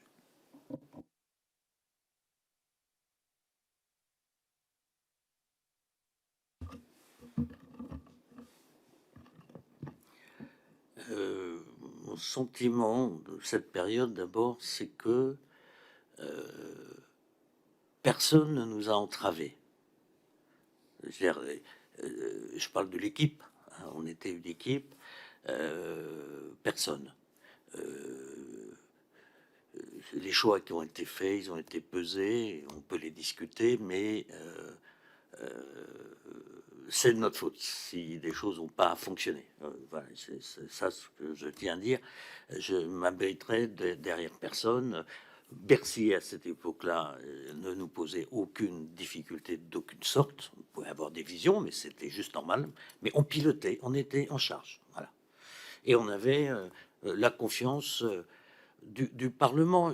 Mais quand je dis du Parlement, je ne dirais pas de la majorité présidentielle de l'époque. Les lois Grenelle ont été votées à la quasi-unanimité. Vous voyez, donc, comme la rénovation urbaine d'ailleurs. Voilà, j'avais un sentiment qu'on pouvait vraiment faire des trucs. Bon. Et qu'on les a fait. Après, mon énorme regret, c'est de pas avoir, je sais pas, trouvé la façon pour m'assurer que les comités de suivi qui se réunissaient tous les mois ou tous les trimestres, je me souviens plus, parce que tout le temps, c'était tout le temps, ça durait 4 heures, se soit arrêté. Alors, je pense qu'on les avait prévus dans la loi. Il y avait non seulement un comité de suivi, il y avait même des copiles. Et puis il y avait des plans bâtiment, Philippe Pelletier, plan transport, plan machin, qui ont continué à perdurer, mais dans l'indifférence générale. Bon.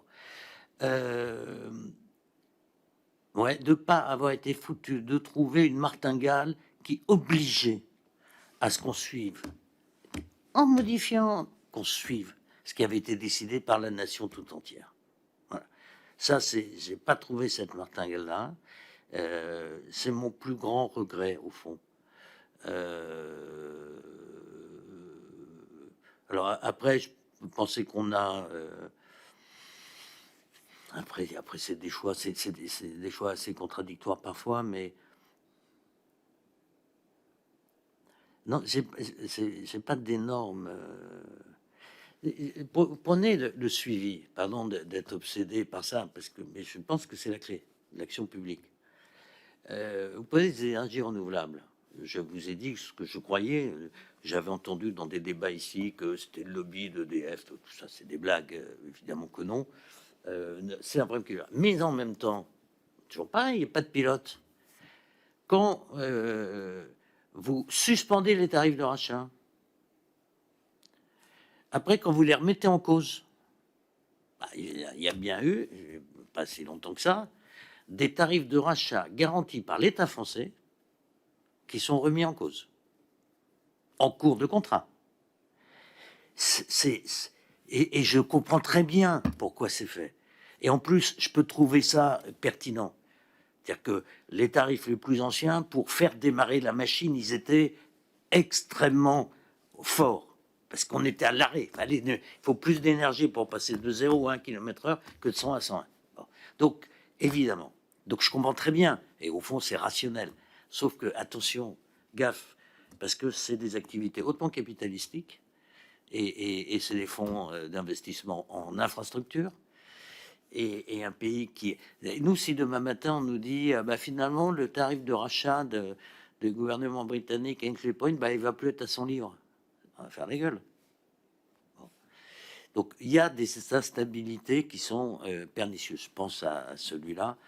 Mais sur les renouvelables, oui, je pense que ça a manqué de... Oui, il y a des difficultés dans des programmes comme cela, bien sûr.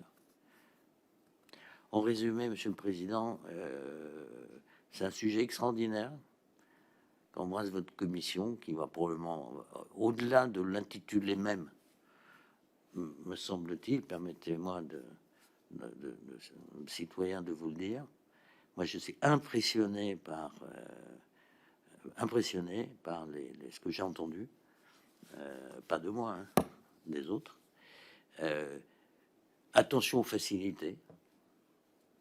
Attention. La bonne explication est rarement celle qui est la plus facile à expliquer. C'est un travail d'humilité. Je pense qu'il est sage de tenter de décortiquer, de comprendre pour améliorer, plutôt que jeter l'enveloppe sur tel ou tel qui, dans le contexte de l'instant de l'époque, je sais pas ce que j'aurais fait moi le lendemain de Fukushima, hein, en France. Vous voyez, il y a une société qui bouge. Voilà. Je vous remercie en tous les cas de m'avoir écouté.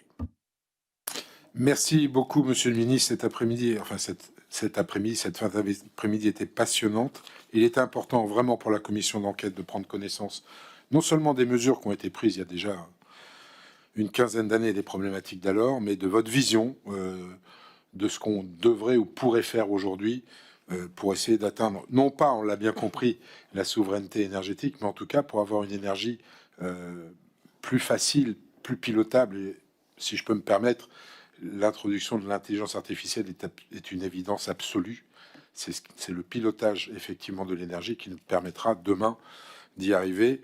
Et merci pour votre venue. Et je rappelle aux membres de la commission simplement que la commission d'enquête se réunira la semaine prochaine. Merci à tous et à toutes et à la semaine prochaine.